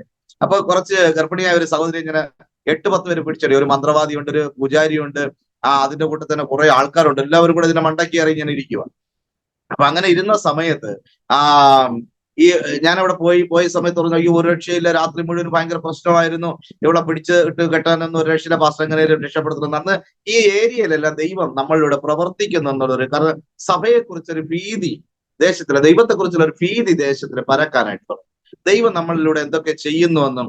അങ്ങനെ എനിക്ക് കുറച്ച് ദിവസങ്ങൾ കഴിഞ്ഞ് സഭയില് ആൾക്കാർ കൂടി വന്നപ്പോൾ എനിക്ക് സ്കൂള് അവസാനിപ്പിച്ചിട്ട് ചർച്ചിന്റെ ആ രീതിയിൽ മാത്രമായിട്ട്, കാരണം ഇപ്പോഴാണ് ഈ ഏജിയിലേക്ക് ഞാൻ ചേർന്നിട്ട് കുറച്ച് വർഷങ്ങൾ മാത്രമേ ആയിട്ടുള്ളൂ. അന്ന് ആരുമില്ല, അന്ന് ഇൻഡിപെൻഡന്റ് ആയിട്ട് ഞാൻ നിൽക്കും. അപ്പൊ സ്കൂൾ വിട്ട് കഴിഞ്ഞ സമയത്ത് പിന്നെ നമുക്ക് മറ്റ് ജീവിത മാർഗങ്ങൾ എന്താ, അങ്ങനെ ഒരു സഹകരണം, അത് ഞാൻ പറഞ്ഞു വരാം, ബാക്കിലായിട്ട് ഞാൻ പോവാം.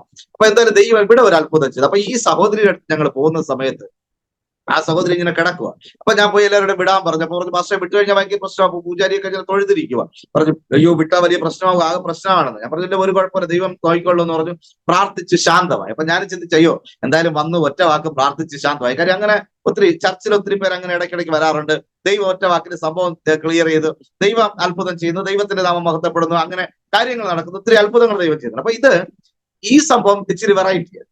കാരണം ഈ കുഞ്ഞ് അവിടെ നിന്ന് എണീറ്റു, ഈ പെങ്കൊച്ച അവിടെ നിന്ന് എണീറ്റിട്ട് അവള് ഒന്ന് ബാത്റൂമിലേക്ക് പോകാൻ വേണ്ടി നടന്നിങ്ങോട്ട് പോയിട്ട് തിരിച്ചു വന്നപ്പോ അവിടെ തിരിച്ചവൾ ഇങ്ങനെ വന്നിട്ട് അവിടെ ഒരു വലിയൊരു വാക്കത്തി വെച്ചിട്ടുണ്ട്. ഇവിടുത്തെ വാക്കത്തി ഡെയിലി പണിക്ക് കൊണ്ടുവന്ന വാക്കത്തിയാണ്. കാര്യം അത് നല്ല രീതിയിൽ രാവി റെഡിയാക്കി വെച്ച് നമ്മൾ ഇച്ചിരി വളഞ്ഞൊക്കെ ഇരിക്കുന്ന ഒരു സൈസാണ്. അപ്പൊ ഇതെടുത്തിട്ട് അവിടെ ഇരുന്ന ആൾക്കാരെല്ലാം അങ്ങ് വെട്ടാൻ തുടങ്ങി. ആൾക്കാരെല്ലാം 2 സെക്കൻഡ് കൊണ്ട് ആ ഏരിയ മൊത്തം കാര്യമായി. അവസാനം ഞാനും കൊണ്ട് ഈ പെൺകുട്ടി മാത്രം ആകെ പ്രശ്നം. അപ്പോ ഇവൾ ആദ്യത്തെ പ്രാവശ്യം ഒരു വെട്ടി എന്റെ കഴുത്തിന്റെ ഇവിടെ കൂടെ ഈ വെട്ടൊന്ന് ഇങ്ങനെ അങ്ങ് പോയി. ഞാൻ ഒന്ന് ചെറുതായിട്ടൊന്ന് ബാക്കിലോട്ട് ഒന്ന് വലിഞ്ഞു. അത് ഇങ്ങനെ ചിക്കെന്ന് പറഞ്ഞ ആ സൗണ്ട് നമുക്ക് കേൾക്കാം. ആ ഒരു രീതിയിൽ ഇങ്ങനെ വാളങ്ങ് വെട്ടങ്ങ് പോയി. ഞാൻ ഒരടി ബാക്കിലോട്ട് മാറി. രണ്ടാമത് വീണ്ടും ഒരു പ്രാവശ്യം കൂടെ ഇവള് വാള് ഓങ്ങി വീശി അത് എന്റെ കഴുത്തിന്റെ അടുത്തൂടെ പോയി. അപ്പൊ ഞാൻ വീണ്ടും ഒരടി ഇവിടെ ബാക്കിലോട്ട് മാറി. അപ്പോ എന്റെ അകത്തുനിന്ന് പണ്ട് കേട്ടൊരു ശബ്ദം വീണ്ടും ഞാൻ കേട്ടു. കുറെ കാലത്തിന് ശേഷം കുറ്റരുകിന്റെ അടുത്ത് നിന്നപ്പോ കേട്ട സൗണ്ട് വീണ്ടും ഞാൻ കേൾക്കും, നീ എന്തിനാ ഇവിടെ വന്നേ? ഞാൻ പറഞ്ഞത് ഭൂതത്തെ പുറത്താക്കാൻ. എന്നപ്പോ ഇപ്പൊ എന്തോ കാണിക്കുന്നത്? അത് ഞാൻ പേടിച്ച് ബാക്കിലോട്ട് ഇരിക്കുക. നീ എന്തിനാ പേടിക്കുന്നത്? ആരെയും പേടിക്കുന്നത്? കാര്യം ഇപ്പൊ കത്തി കണ്ട പേടിയില്ലാത്ത ആൾക്കാരുണ്ടോ മാസ്റ്റർ? എന്തൊക്കെ പറഞ്ഞാലും കത്തിയാന്നേ, അതും നല്ല മൂർച്ചയുള്ള കത്തിയ, തൊട്ട് കഴിഞ്ഞാൽ പോയി. അപ്പോ ഇങ്ങനെ ഈ ഒരു ശബ്ദം കേട്ടപ്പോ എനിക്ക് മനസ്സിലായി തമ്പുരാൻ എന്തായാലും കൂടെ ഉണ്ട്. അതിപ്പോ എന്തായാലും എവിടെ പോയാലും ഏത് ലോകത്ത് പോയാലും തമ്പുരാനില്ലാത്ത ഒരു കളിയില്ല. കാരണം തമ്പുരാൻ ഉണ്ടെങ്കിലേ കാര്യങ്ങൾ നടക്കത്തുള്ളൂ. അപ്പൊ തമ്പുരാൻ എന്തായാലും കൂടെ ഉണ്ട്, കാര്യം സംസാരിക്കുന്നുള്ളത് ഉറപ്പുമായി. ആ 2 അടി ബാക്കിലോട്ട് നിന്ന് 1 സെക്കൻഡ് കൊണ്ട് ഞാൻ ദൈവത്തോട് കർത്താവിനോട് ക്ഷമിക്കണമെന്ന് പറഞ്ഞു. ആ 2 അടി ഞാൻ ഫ്രണ്ടിലോട്ട് നടന്നു.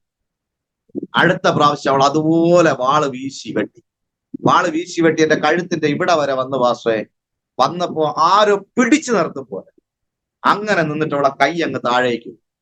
ഞാനത് മെയിൻ അനുഭവങ്ങൾ പറയുന്ന കാരണം ദൈവം നമ്മളെ കൂടെ നിൽക്കുന്നത് ചില സമയത്ത് നമ്മൾ കാണുന്നത് ഇങ്ങനെ കഴുത്തിന്റെ ഇതുവരെ വന്നിട്ട് ആ കൈ താഴോട്ട് 3 പ്രാവശ്യം അവൾ അങ്ങനെ ഓങ്ങി വെട്ടാൻ വേണ്ടി വീണ്ടും ഇതുവരെ വരും, വീണ്ടും താഴേക്ക് പോകും. ഞാൻ കണ്ണങ്ങ് അടയ്ക്കും, കാരണം കഴുത്ത് 2 കാരണം തൊട്ട് കഴിഞ്ഞാൽ കഴുത്ത് പോയി. അപ്പൊ 3ാമത്തെ പ്രാവശ്യം ഇവിടെ കൈ താഴേക്ക് വന്ന് ഞാൻ കൈ പിടിച്ചുകൊണ്ടിരിക്കുന്നു. അന്ന് രാത്രി പ്രാർത്ഥിച്ചു. ദൈവകൃപയാൽ, ദൈവത്തിന്റെ വളരെ ദൈവകൃപയാൽ അന്ന് ഞാനൊരു ബംഗാളി ബൈബിൾ ആ കുഞ്ഞിന് കൊടുത്തിട്ട് ഞാൻ പറഞ്ഞു, ഇവിടെ ഇരുന്ന് രാത്രി മൊത്തം നിങ്ങളെല്ലാം ഇവിടെ ഇരുന്നോണം, പൂജാരിയാവട്ടെ ഇവിടെയുള്ള ആൾക്കാരെല്ലാം ഇവിടെ ഇരുന്നോണം. രാവിലെ വന്നൊരു മീറ്റിംഗ് ഉണ്ട്, ചെറിയൊരു പരിപാടി കഴിഞ്ഞിട്ടേ നിങ്ങൾക്ക് പോകാൻ പറ്റത്തുള്ളൂ. 10 മണിയാകുമ്പോൾ ഞാൻ വരും, എല്ലാം റെഡി ആയിട്ടിരുന്നു. ഇന്ന് രാത്രി മൊത്തം ബൈബിൾ വായിച്ചോളാൻ പറഞ്ഞു. അങ്ങനെ പുതിയ നിയമമൊക്കെ എടുത്തു കൊടുത്ത് ഈ കുഞ്ഞങ്ങോട്ട് വായന തുടങ്ങി. ഞങ്ങൾ വീട്ടിൽ വന്നു. പിറ്റേന്ന് രാവിലെ പോയപ്പോ കുഞ്ഞ് മാറോട് ബൈബിളും ചേർത്ത് വെച്ചിരിക്കുക. വീട്ടിൽ പോയപ്പോഴേ അവർ പറഞ്ഞു രാത്രി മൊത്തം ബൈബിൾ വായിച്ചു. ദൈവകൃപയാൽ ഒരു കുടുംബം കൂടെ ദൈവസന്നിധിയിലേക്ക് കടന്നു വരാനായിട്ട് ഇടയായി. പറഞ്ഞതിന്റെ അർത്ഥം ഇങ്ങനെ ഒരുപാട് അത്ഭുതങ്ങൾ ദൈവം ചെയ്തു, ഒരുപാട് അത്ഭുതങ്ങൾ. സമയം ഒത്തിരി പൊക്കോണ്ടിരിക്കുക, എനിക്കറിയാം. ഞാൻ വേഗത്തിൽ നിർത്താൻ ആഗ്രഹിക്കുക. ഇനി ഒരു അവസരം കിട്ടുവാണെങ്കിൽ ഒരുപാട് ദൈവിക അനുഭവങ്ങൾ പറയാൻ നമുക്ക് അവസരം ഉണ്ടാകട്ടെ എന്ന് ഞാൻ പ്രാർത്ഥിക്കുന്നു. അപ്പൊ ഞാൻ പറഞ്ഞു വന്നു, ഇങ്ങനെ ദൈവം ഒരുപാട് അത്ഭുതങ്ങൾ, അതായത് ശരീരം മുഴുവനും വ്രണമായ ഒരു സഹോദരിയെ ദൈവം ശക്തമായിട്ട് സൗഖ്യമാക്കി. അതുപോലെ തന്നെ വേറൊരു ഇടയ്ക്ക് ഹാർട്ടിന്റെ അത് 1 സൈഡ് മുഴുവനും മിന്നലടിച്ചിട്ട് ഇതിന്റെ അകത്തുള്ളതെല്ലാം കരിഞ്ഞു പോയ ഒരു വ്യക്തി, അത് ഈ ഇടയ്ക്ക് നടന്ന സംഭവം. അദ്ദേഹത്തെ ദൈവം സഭയിൽ കൊണ്ടുവരിക, അദ്ദേഹത്തെ ദൈവം സൗഖ്യം. ഇങ്ങനെ ദൈവത്തിന്റെ അത്ഭുതങ്ങൾ കാണാൻ ഒരുപാട്, കാരണം ഇവിടുത്തെ ജനം അങ്ങ് വിശ്വസിക്കുക മാസ്റ്റർ. അങ്ങനെ വളരെ ശക്തമായ അനുഭവങ്ങൾ ഉണ്ടായി. അപ്പൊ ഞാൻ ഇനി എന്റെ ജീവിതത്തിലെ പേഴ്സണൽ 1-2 അനുഭവങ്ങൾ ഞാൻ പറയാൻ ആഗ്രഹിക്കുന്നു. ഇവിടെ വന്നപ്പോൾ ഇവിടുത്തെ ഏറ്റവും വലിയ പ്രശ്നം മെഡിക്കൽ ഫെസിലിറ്റീസ് ഇവിടെ ഇല്ല. Medical facility. മെഡിക്കൽ ഉണ്ട്, കാര്യം ഡോക്ടേഴ്സ് ഇല്ല, അതിനുള്ളതായ ഒരു ഫെസിലിറ്റീസ് ഇല്ല, ഒരു ഇൻസ്ട്രുമെന്റ്സ് ഇല്ല. എന്ന് പറഞ്ഞു കഴിഞ്ഞാൽ എന്ത് പറയുന്നത്, നമുക്ക് എക്സ്റേ മെഷീനോ മറ്റേ സ്കാനിങ്ങോ മറ്റു കാര്യങ്ങളോ, ഒരു ഗർഭിണിയായ ഒരു സ്കാനിങ്ങിനൊക്കെ വേണമെങ്കിൽ പോർട്ട് ബ്ലെയർ, അതായത് ഈ 310 കിലോമീറ്റർ ഞാൻ പറഞ്ഞ ഈ 12 മണിക്കൂറത്തെ യാത്ര കഴിഞ്ഞ് പോയാലേ ഒരു കാര്യം നടക്കത്തുള്ളൂ. അല്ലെങ്കിൽ ഇപ്പൊ ഷിപ്പ് ഒക്കെ ഉണ്ട്, ഷിപ്പിലൊക്കെ കയറ്റി വളരെ ദുഷ്കരവാസ, പലതും വഴിയിൽ വെച്ച് തന്നെ പ്രശ്നങ്ങൾ ഉണ്ടാകുന്നു, പലരും മരണപ്പെടുന്നു. ഇവിടെ തന്നെ ഒത്തിരി പേര് മരണം, കാരണം വേറെ ഒരു മാർഗ്ഗമില്ല. ഇവിടെ മെഡിക്കൽ ഫെസിലിറ്റീസ് ഇന്ന് വരെ ആ ഒരു സംഭവം ശരിയായിട്ടില്ല. അപ്പൊ നിങ്ങളൊക്കെ അതിനുവേണ്ടി പ്രാർത്ഥിക്കുക. ഇപ്പൊ ഒരു ചെറിയ എക്സ്റേ മെഷീൻ ഒക്കെ വന്നിട്ടുണ്ട്, 1-2 ഡോക്ടേഴ്സ് വരുന്നുണ്ടെന്നല്ലാതെ വേറെ ഒന്നുമില്ല. അങ്ങനെയുള്ള ഒരു സമയമായിരുന്നു.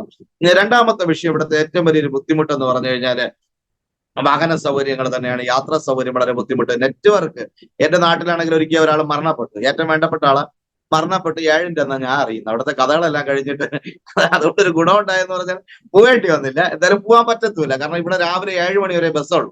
അത് കഴിഞ്ഞാൽ പിന്നെ ഒരു കാര്യം അറിഞ്ഞു കഴിഞ്ഞാൽ അന്ന് നമുക്കിവിടെ തിരിക്കാൻ പറ്റില്ല. പിന്നെ പിറ്റേ ദിവസം ആയാലും നമുക്കിവിടെ തിരിക്കാവും. പിന്നെ ഇവിടുന്ന് പോർട്ട് ബ്ലെയറിൽ പോയിട്ട് അവിടുന്ന് ഫ്ലൈറ്റ് ടിക്കറ്റ് എടുത്ത് ചെന്നൈ പോയിട്ട് പിന്നെ ചെന്നൈയിൽ നിന്ന് നാട്ടിലെത്തുമ്പോൾ 3-4 ദിവസം അങ്ങനെ അങ്ങ് പോയി കിട്ടും. അപ്പൊ അതുകൊണ്ട് ഇവിടെ ഒരു കാര്യം പറഞ്ഞാൽ നമുക്ക് പോകുന്ന കാര്യങ്ങൾ, പിന്നെ നെറ്റ്വർക്ക് ഒത്തിരി ഇഷ്യൂ ഉണ്ടായിരുന്നു. വൈഫൈ ഉണ്ടെങ്കിൽ മാത്രമേ നമുക്ക് കാര്യങ്ങൾ ചെയ്യാൻ പറ്റത്തുള്ളൂ, ഇങ്ങനെ സംസാരിക്കാനൊക്കത്തുള്ളൂ. അപ്പൊ അങ്ങനെയൊക്കെ ഒത്തിരി വളരെ അതിന്റെ എല്ലാ സ്ഥലത്തും ഉള്ള ബുദ്ധിമുട്ടുകളാണ്. എന്തായാലും ഈ സ്കൂളിൽ നിന്ന് ഇറങ്ങിയതിനു ശേഷം ദൈവകൃപയാൽ ദൈവിക സഭ മാത്രം ഇങ്ങനെ നോക്കി പോവാ, അങ്ങനെ മുമ്പോട്ട് പോകുമ്പോൾ വളരെയധികം ഫൈനാൻഷ്യലി വളരെയധികം ബുദ്ധിമുട്ടാണ്. ഭയങ്കര ബുദ്ധിമുട്ടെന്ന് പറഞ്ഞു കഴിഞ്ഞാല് ഭക്ഷണമില്ല. അപ്പൊ എന്റെ രണ്ടാമത്തെ കുഞ്ഞ് ജനിക്കുന്നു. വൈഫ് നാട്ടിൽ നിന്ന് കുഞ്ഞുമായിട്ട് ഇവിടെ വന്നപ്പോ അത് ഞാൻ പെട്ടെന്ന് പറഞ്ഞു പോവാ സംഭവം. ഒരു ഡിസംബർ 31-ാം തീയതി ഞങ്ങളുടെ ചർച്ചിൽ ബിരിയാണി ഉണ്ടാക്കുന്ന സമയത്ത് ഞങ്ങൾ ഒരു 3-4 ദിവസം കൊണ്ട് പട്ടിണി. അപ്പൊ ഈ പട്ടിണിയായിട്ടിരിക്കുന്ന സമയത്ത് ഞങ്ങൾ എല്ലാവരും കൂടെ ചിന്തിച്ചൊരു കാര്യം ചെയ്യാം, ഈ ബിരിയാണിന്ന് കുറച്ചെടുത്ത് വെച്ച് കഴിഞ്ഞാൽ 1-2 ദിവസം എന്തായാലും അഡ്ജസ്റ്റ് ചെയ്ത് കഴിക്കാവും. ചർച്ചിൽ എല്ലാവരും ബാക്കിയൊന്നും എല്ലാവരും കൊണ്ടുപോയി. പക്ഷെ ഞങ്ങൾ വീട്ടിൽ എടുത്ത് വെച്ച ബിരിയാണി മാത്രം എല്ലാം ചീത്തയായി. പിറ്റേന്ന് അത് വായിൽ വെക്കാൻ കൊള്ളത്തില്ല. അങ്ങനെ 1-ാം തീയതി മുതൽ വീണ്ടും പട്ടിണി. അങ്ങനെ പട്ടിണിയായിട്ട് കുറച്ച് ദിവസം ഞാൻ പൊക്കോണ്ടിരിക്കും. അപ്പൊ ഒരു ദിവസം ഞാൻ ഇവിടെ നിന്ന് ഇങ്ങനെ കുഞ്ഞുങ്ങൾ കിടന്ന് കരയുന്നതിന് എനിക്ക് കാണാൻ വയ്യെന്ന് പറഞ്ഞിട്ട് ഞാൻ ഇങ്ങനെ കർത്താവിനോട് ചോദിക്കാം, കർത്താവ് എന്തുവായത്, എന്തോ ചെയ്യാൻ. അത് അന്ന് വാടക വീട്ടിലും കൂടെ താമസിക്കുക. വാടക കൊടുക്കാൻ നിവൃത്തിയില്ലാത്തത് കൊണ്ട് ആ വീട്ടുകാര് അവിടെ നിന്ന് ഇറങ്ങിപ്പോവാൻ വേണ്ടി അവരെന്ത് ചെയ്യുന്നറിയോ, ഈ ബാത്റൂമിനകത്ത് കമ്പിയില് കറണ്ട് കൊളുത്തിയിട്ടു. അതായത് നമ്മള് അയയിലോട്ട് തുണി ഇങ്ങനെ വിരിച്ചിടുന്നിടത്ത് കറണ്ട് പിടിച്ചു കൊടുത്തിട്ട് ഒരു ദിവസം ഞായറാഴ്ച രാവിലെ, അവർക്ക് വാടക ഞാൻ കറക്റ്റ് ആയിട്ട് കൊടുക്കുന്നുണ്ട്, പക്ഷെ അവർക്ക് വാടക കൂട്ടി വേണമായിരുന്നു. എന്റെ അവസ്ഥയ്ക്ക് വാടക എന്നോട് കൂട്ടി മേടിക്കാറ്. അന്ന് 3500 വാടകയാണ്. അതിനുവേണ്ടി ഞാനൊരു സ്റ്റുഡിയോയിൽ ജോലി ചെയ്യുന്നുണ്ടായിരുന്നു. അവരുടെ വാഹനം ഓടിക്കുക, അവരുടെ ചെറിയ ചെറിയ ഫോട്ടോഷോട്ടുകളും കാര്യങ്ങളൊക്കെ ചെയ്യുക, അങ്ങനെ ഒരു ജോലി ചെയ്താൽ ജീവിച്ചോണ്ടിരിക്കും. 3500 അവിടെ നിന്ന് കിട്ടും. അതിനെ കൊണ്ട് അങ്ങനെ തന്നെ വാടകയ്ക്ക് കൊടുക്കും. പിന്നെ ജീവിതം ഇല്ല, അങ്ങനെ ഒരു ഭക്ഷണം ഇല്ല, അങ്ങനത്തെ വല്ലാത്തൊരു കണ്ടീഷൻ. ഇതിനിടയിലാണെങ്കിൽ നമുക്ക് 2-3-4 മണിക്കൂർ നടന്നൊക്കെയാണ് കാട്ടിനകത്ത് ശുശ്രൂഷയ്ക്ക് പോകേണ്ടത്. അതായത് പെട്ടെന്ന് നമുക്ക് ഗ്രാമങ്ങൾ കണ്ടുപിടിക്കാൻ പറ്റില്ല. നമ്മളിങ്ങനെ വഴിയെ നടന്നു പോകുമ്പോൾ ചെറിയൊരു വഴി പോലെ തോന്നും. ആ കാട്ടിനകത്ത് കയറി 2 മണിക്കൂർ 3 മണിക്കൂർ നടക്കുമ്പോൾ ചിലപ്പോൾ വലിയൊരു ഗ്രാമം കിട്ടും. ആ ഗ്രാമത്തിലുള്ളവർ പുറം ജീവിതമായിട്ട് അവർക്ക് യാതൊരു ബന്ധവുമില്ല, അവർക്ക് പുറം ലോകവുമായിട്ട് യാതൊരു വിധമാകുന്ന ബന്ധമില്ല. അങ്ങനെ ഒത്തിരി ബുദ്ധിമുട്ടുകളും കാര്യങ്ങളുള്ള സ്ഥലങ്ങളാണ്. കുഞ്ഞുങ്ങൾക്ക് പഠിക്കണമെന്നുള്ള ആഗ്രഹമില്ല. അങ്ങനെയൊക്കെയുള്ള ഒരുപാട് പ്രശ്നങ്ങൾ ഇവിടെ. അപ്പൊ അങ്ങനെ ഗ്രാമങ്ങൾ കണ്ടെത്തുക, അവരോട് പോയി സുവിശേഷം പറയാം, അങ്ങനെയുള്ള ഒരുപാട് കാര്യങ്ങൾ. അപ്പൊ ഇവിടെയൊക്കെ പോകണമെങ്കിൽ നമുക്ക് എന്തെങ്കിലും വേണം. അങ്ങനെ വല്ലാത്തൊരു സാഹചര്യത്തിൽ അങ്ങനെ ഈ ജനുവരി ഒരു 3-ാം തീയതി 4-ാം തീയതി ഒക്കെ ആയപ്പോ ഞാൻ ഇങ്ങനെ പുറത്തിറങ്ങി ഇങ്ങനെ നടക്കുക. ഒരു സ്ഥലത്ത് നടന്നുകൊണ്ടിരിക്കുന്ന സമയത്ത് അടുത്തൊരു അത്ഭുതമാണ് പറയുന്നത്. പുറത്തിറങ്ങി ഇങ്ങനെ നടന്നുകൊണ്ടിരിക്കുന്ന സമയത്ത് പെട്ടെന്ന് ഞാൻ ദൈവത്തോട് ഇങ്ങനെ ചോദിക്കുക, കർത്താവ് എന്തിനാ ഇവിടെ, ഞാൻ തിരിച്ചു പോവാം, കാരണം എന്നെ നീ എങ്ങനെയെങ്കിലും തിരിച്ചു കൊണ്ടുപോക്കോ, ടിക്കറ്റ് എടുത്ത് പോകാൻ പൈസയില്ല, തിരിച്ചു പോകണം എന്നുള്ളത് മാത്രം മനസ്സിൽ ഞാൻ ചിന്തിച്ചുകൊണ്ട് ഞാനിങ്ങനെ മെയിൻ ബജാറിൽ പോയിട്ട് ഇങ്ങനെ നിൽക്കുക. ഞാൻ വീട്ടിൽ ഉപ്പ് പോലും ഇല്ല, ഉപ്പില്ല, അരിയില്ല, മറ്റു യാതൊരു വിധமான സാഹചര്യം. അങ്ങനെ വല്ലാത്ത സ്ഥലം. അത് കുറച്ച് ദിവസങ്ങൾ കൊണ്ട് ഇങ്ങനെ നടന്നുകൊണ്ടിരിക്കുക ഈ സംഭവം. അപ്പൊ അങ്ങനെ ഇരിക്കുന്ന ഒരു സാഹചര്യത്തിലാണ് ഒരു ദൈവദാസൻ പെട്ടെന്ന് തന്നെ ഫോൺ ചെയ്യും. ഒരു കർത്താവദാസനെ ഫോൺ ചെയ്ത്, കർണാടക എന്നൊരു ദൈവദാസൻ ഫോൺ ചെയ്തിട്ടുണ്ട്. അദ്ദേഹത്തിന് അറിയത്തില്ല കേട്ടോ ഈ സംഭവം, ഇപ്പോഴും അറിയത്തില്ല. പക്ഷേ ഇനി എന്തെങ്കിലും ഇത് കേൾക്കുമ്പോൾ ചിലപ്പോൾ മനസ്സിലാവുമായിരിക്കും. എന്തായാലും അദ്ദേഹത്തിന് അറിയത്തില്ല ഈ സംഭവം എന്താ ഇവിടെ എനിക്ക് അന്ന് സംഭവിച്ചത്. പക്ഷെ അദ്ദേഹം ഫോൺ ചെയ്തിട്ട് എന്നോട് പറഞ്ഞു, പാസ്റ്റേ പെട്ടെന്ന് അക്കൗണ്ട് നമ്പർ ഒന്ന് തരണമെന്ന് പറഞ്ഞു. ഞാൻ പറഞ്ഞു, എന്താ പറ്റി? അയ്യോ, ഞാൻ ആ പാസ്റ്റർ അറിയാം, ഒത്തിരി വളരെ കഷ്ടപ്പെട്ട് ജീവിച്ച ഒരു ദേവദാസൻ, ഇപ്പൊ നല്ല നിലയിലൊക്കെയാണ്. പക്ഷെ എനിക്കറിയത്തില്ല അദ്ദേഹം നല്ല നിലയിലായി എന്നുള്ളത് എനിക്കറിയത്തില്ലായിരുന്നു. എന്താ പറയാ, പെട്ടെന്ന് ഒന്ന് അക്കൗണ്ട് നമ്പർ തന്നെ. ഞാൻ പറഞ്ഞു, എന്താ പറ്റി? അല്ല, ഇച്ചിരി പൈസ ഇടാൻ. ഞാൻ പറഞ്ഞു, അയ്യോ, എനിക്ക് പൈസയുടെ ആവശ്യമൊന്നുമില്ല പാസ്റ്റേ, ഞാൻ വളരെ സന്തോഷമായിട്ട് ജീവിക്കുക, കുഴപ്പമൊന്നുമില്ല. അതിന്റെ പാസ്റ്റർ എനിക്ക് തന്നേ പറ്റും. കാര്യം കഴിഞ്ഞ മാസം 15-ാം തീയതി ദൈവാത്മാവിനോട് പറഞ്ഞതാ പാസ്റ്റർക്ക് ഇച്ചിരി പൈസ ഇട്ട് കൊടുക്കാൻ. അദ്ദേഹം എന്റെ വീട് വരെ പോയി, അതായത് കർണാടകയിൽ നിന്ന് കേരളം വരെ പോയിട്ട് വണ്ടി ഓടിച്ചു പോയി, എന്റെ ഫോൺ നമ്പർ മേടിച്ചിട്ട് വന്നിട്ട് മറന്നുപോയി. ദൈവം എന്നെ പഠിപ്പിക്കുന്ന ചില പാഠങ്ങളാണ് ഇതൊക്കെ. അദ്ദേഹം മറന്നു. പക്ഷെ എന്തായാലും ദൈവകൃപയാൽ തലേ ദിവസം, അതായത് ഞാൻ 3-ാം തീയതി കരയുമെന്ന് ദൈവത്തിന് അറിയായിരുന്നു, 3-ാം തീയതി ഞാൻ ചോദിക്കുമെന്ന് ദൈവത്തിന് അറിയായിരുന്നു, 3-ാം തീയതി എന്നെ ഇവിടുന്ന് ഈ ഏലിയാവ് പറഞ്ഞതുപോലെ മതി കർത്താവേ മതി കർത്താവേ എന്ന് പറയുമെന്ന് ദൈവത്തിന് നന്നായിട്ട് അറിയായിരുന്നു. പക്ഷെ അതിനു മുമ്പേ കർത്താവ് എനിക്ക് വേണ്ടി റൊട്ടി ഒരുക്കി. ദൈവം എനിക്ക് വേണ്ടി അത്ഭുതം. തലേ ദിവസം രാത്രി അദ്ദേഹത്തെ ദൈവാത്മാ വിളിച്ചിട്ട് പറഞ്ഞു, നീ പൈസ ഇട്ടേ പറ്റും. അദ്ദേഹം എനിക്കൊരു 3000 രൂപ ഇട്ട് തന്നു. ഞാൻ ഓടിപ്പോയി. പിന്നെ രാജാവ്, ഞാൻ ആ മെയിൻ സ്ഥലത്ത് നിന്ന് അലറി വിളിച്ചിട്ട് കർത്താവെ നന്ദി എന്ന് പറഞ്ഞ് അലറി വിളിച്ച് പോയി സാധനങ്ങളൊക്കെ ആയിട്ട് ഞങ്ങൾ സന്തോഷത്തോടെ ഞാൻ വീട്ടിൽ വന്നു ഞങ്ങൾ കെട്ടിപ്പിടിച്ച് കരയാനായിട്ട് തുടങ്ങി. കാരണം ദൈവം ചില സമയത്ത് നമുക്ക് വേണ്ടി ഒരുക്കുന്ന വഴികൾ നമുക്ക് ചിന്തിക്കാൻ പോലും. കാരണം ഞാൻ പലപ്പോഴും ചിന്തിച്ചിട്ടുണ്ട്, ഇതൊരു വല്ലാത്ത സ്ഥലമാണ്. ഇവിടുത്തെ ആൾക്കാരെന്ന് പറഞ്ഞാൽ ഞാൻ പറയാൻ പാടില്ല എന്നാലും പറയുക, ആരും തെറ്റിദ്ധരിക്കല്ലേ, ഒരു 100 വർഷം നമ്മുടെ നാട്ടിലൊക്കെ ഉള്ളതിൽ ഒരു 100 വർഷം അല്ലെങ്കിൽ ഒരു 50-60 വർഷം ബാക്കിലോട്ട് ഇറങ്ങി ചിന്തിച്ചാൽ ആൾക്കാർ എങ്ങനെയാണോ ആ രീതിയിൽ ഇവിടുത്തെ ചിന്താഗതികൾ, ഇവിടുത്തെ ഭവനം, ഇവിടുത്തെ വീടുകൾ, ഇവിടുത്തെ ഡെവലപ്മെന്റ് എല്ലാം അങ്ങനെ. ഇപ്പൊ ATM പൈസ ഇല്ല, പൈസ ഇല്ല, ആർക്കും ഒരു ബുദ്ധിമുട്ടില്ല. റോഡ് കംപ്ലൈന്റ് ആണ്, ആർക്കും ബുദ്ധിമുട്ടില്ല. അങ്ങനെ ഒരു വല്ലാത്തൊരു ജീവിതം ഇവിടുത്തെ. അവരവരുടേതായ കാര്യങ്ങൾ നിൽക്കുന്നു. ഇവിടെ ഒത്തിരി നേരത്തെ നേരം ഇരുട്ടുന്നു. സിംഗപ്പൂർ ടൈമിംഗ് അങ്ങനെ ഒരു ടൈപ്പാണ്. അത് നേരത്തെ നേരം ഇരുട്ടും, അതിരാവിലെ നേരം വെളുക്കും, 6 മണിക്ക് ആൾക്കാർ ജോലിക്ക് പോകും, വൈകിട്ട് 6 മണി, അങ്ങനെയൊക്കെയുള്ള സംഭവങ്ങളാണ് ഇവിടെ നടക്കുന്നത്. അപ്പൊ അങ്ങനെ ഒരു വല്ലാത്തൊരു സ്ഥലം. എന്തായാലും അവിടെ നിന്ന് ദൈവം എന്നെ മാനിച്ചു തുടങ്ങി. ദൈവം ഒരു വളരെ അനുഗ്രഹമായ അന്ന് എന്റെ മനസ്സിൽ ഒറ്റ ആഗ്രഹമുള്ളൂ, കർത്താവ് ഒരു സഭ സ്ഥാപനം. എന്ത് സംഭവിച്ചാലും ഒരു ചർച്ച വേണം. ചർച്ച എന്ന് പറഞ്ഞ് പ്രാർത്ഥിച്ചു തുടങ്ങി. ദൈവം അനുഗ്രഹീതമായിട്ട് ഒരു ചർച്ച തന്നു. AGയുമായിട്ട് ജോയിന്റ് ആയി. ചെറിയൊരു സപ്പോർട്ട്, വാടകയുടെ സപ്പോർട്ട് AG തന്നു തുടങ്ങി. അങ്ങനെ ഞാൻ ജോലി ഉപേക്ഷിച്ചു. ഇപ്പൊ ഇന്ന് ഈ താമസിക്കുന്ന വീട് 4000 രൂപ വാടകയുള്ള ഒരു വീടാണ്.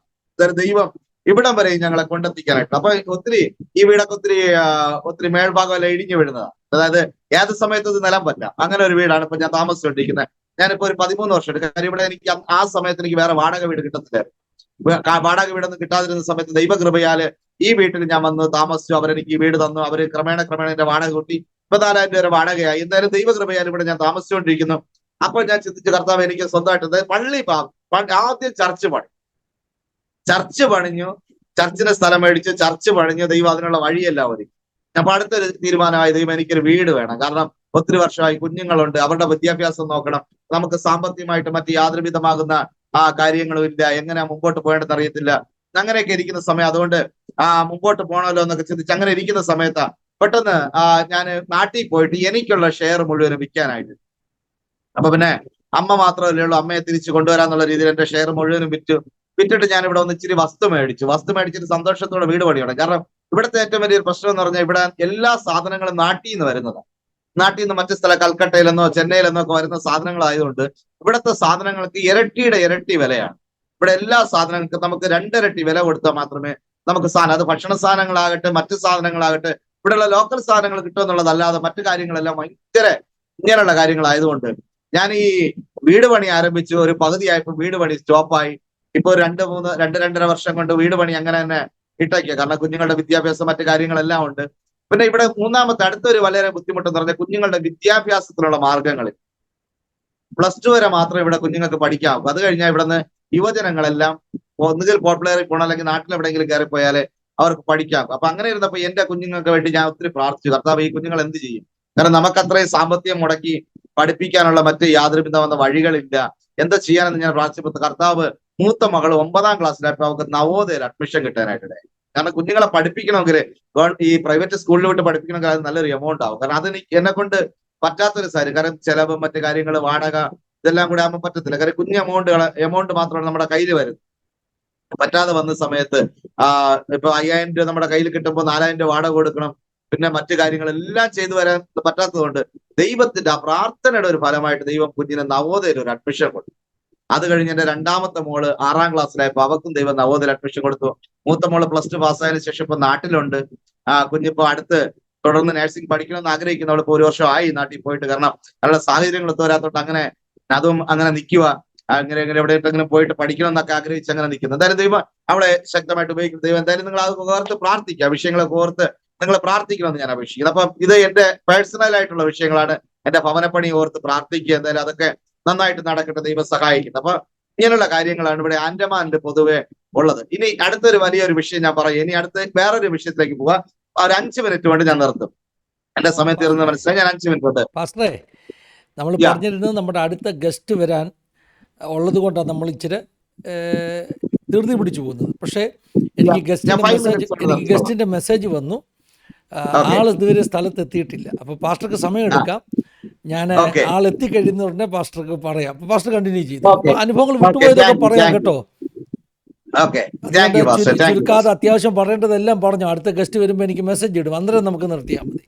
Okay okay pastor thank you pastor. ഞാനത് വാച്ച് നോക്കി ഇരിക്കുക പാസ്റ്റർ, കാരണം സമയം. കുഴപ്പമില്ല, കണ്ടിന്യൂ ചെയ്തു. Okay okay. അപ്പൊ അടുത്തൊരു വളരെ ഇവിടുത്തെ ശുശ്രൂഷയെ കുറിച്ച് ഞാൻ പറയുക. നിങ്ങൾ എല്ലാവരും ആ വിഷയം തോർത്ത് പ്രാർത്ഥിക്കും. കാര്യം ഇവിടുത്തെ ആൾക്കാര് ഐലൻഡുകളിൽ താമസിക്കുന്ന ആൾക്കാർ. അതായത് ഇപ്പൊ ഞാൻ താമസിക്കുന്ന ഡിഗ്ലിപ്പൂരിന്റെ അടുത്ത് തന്നെ ഒത്തിരി ഐലൻഡുകളുണ്ട്, ചെറിയ ചെറിയ ഐലൻഡുകളുണ്ട്. ഇവിടെ നിന്ന് ഏകദേശം 2-2.5 മണിക്കൂർ വരെ നമുക്ക് വള്ളത്തിലാണ് യാത്ര ചെയ്യേണ്ടത്. വള്ളം എന്ന് പറഞ്ഞാൽ ചെറിയ മീൻ പിടിക്കുന്ന വള്ളം വഴി ഓപ്പൺ സീയിൽ കൂടെ യാത്ര ചെയ്യണം. വളരെ ഭയങ്കര ദുഷ്കരമായിട്ടുള്ള ഒരു യാത്രയാണ് അത്.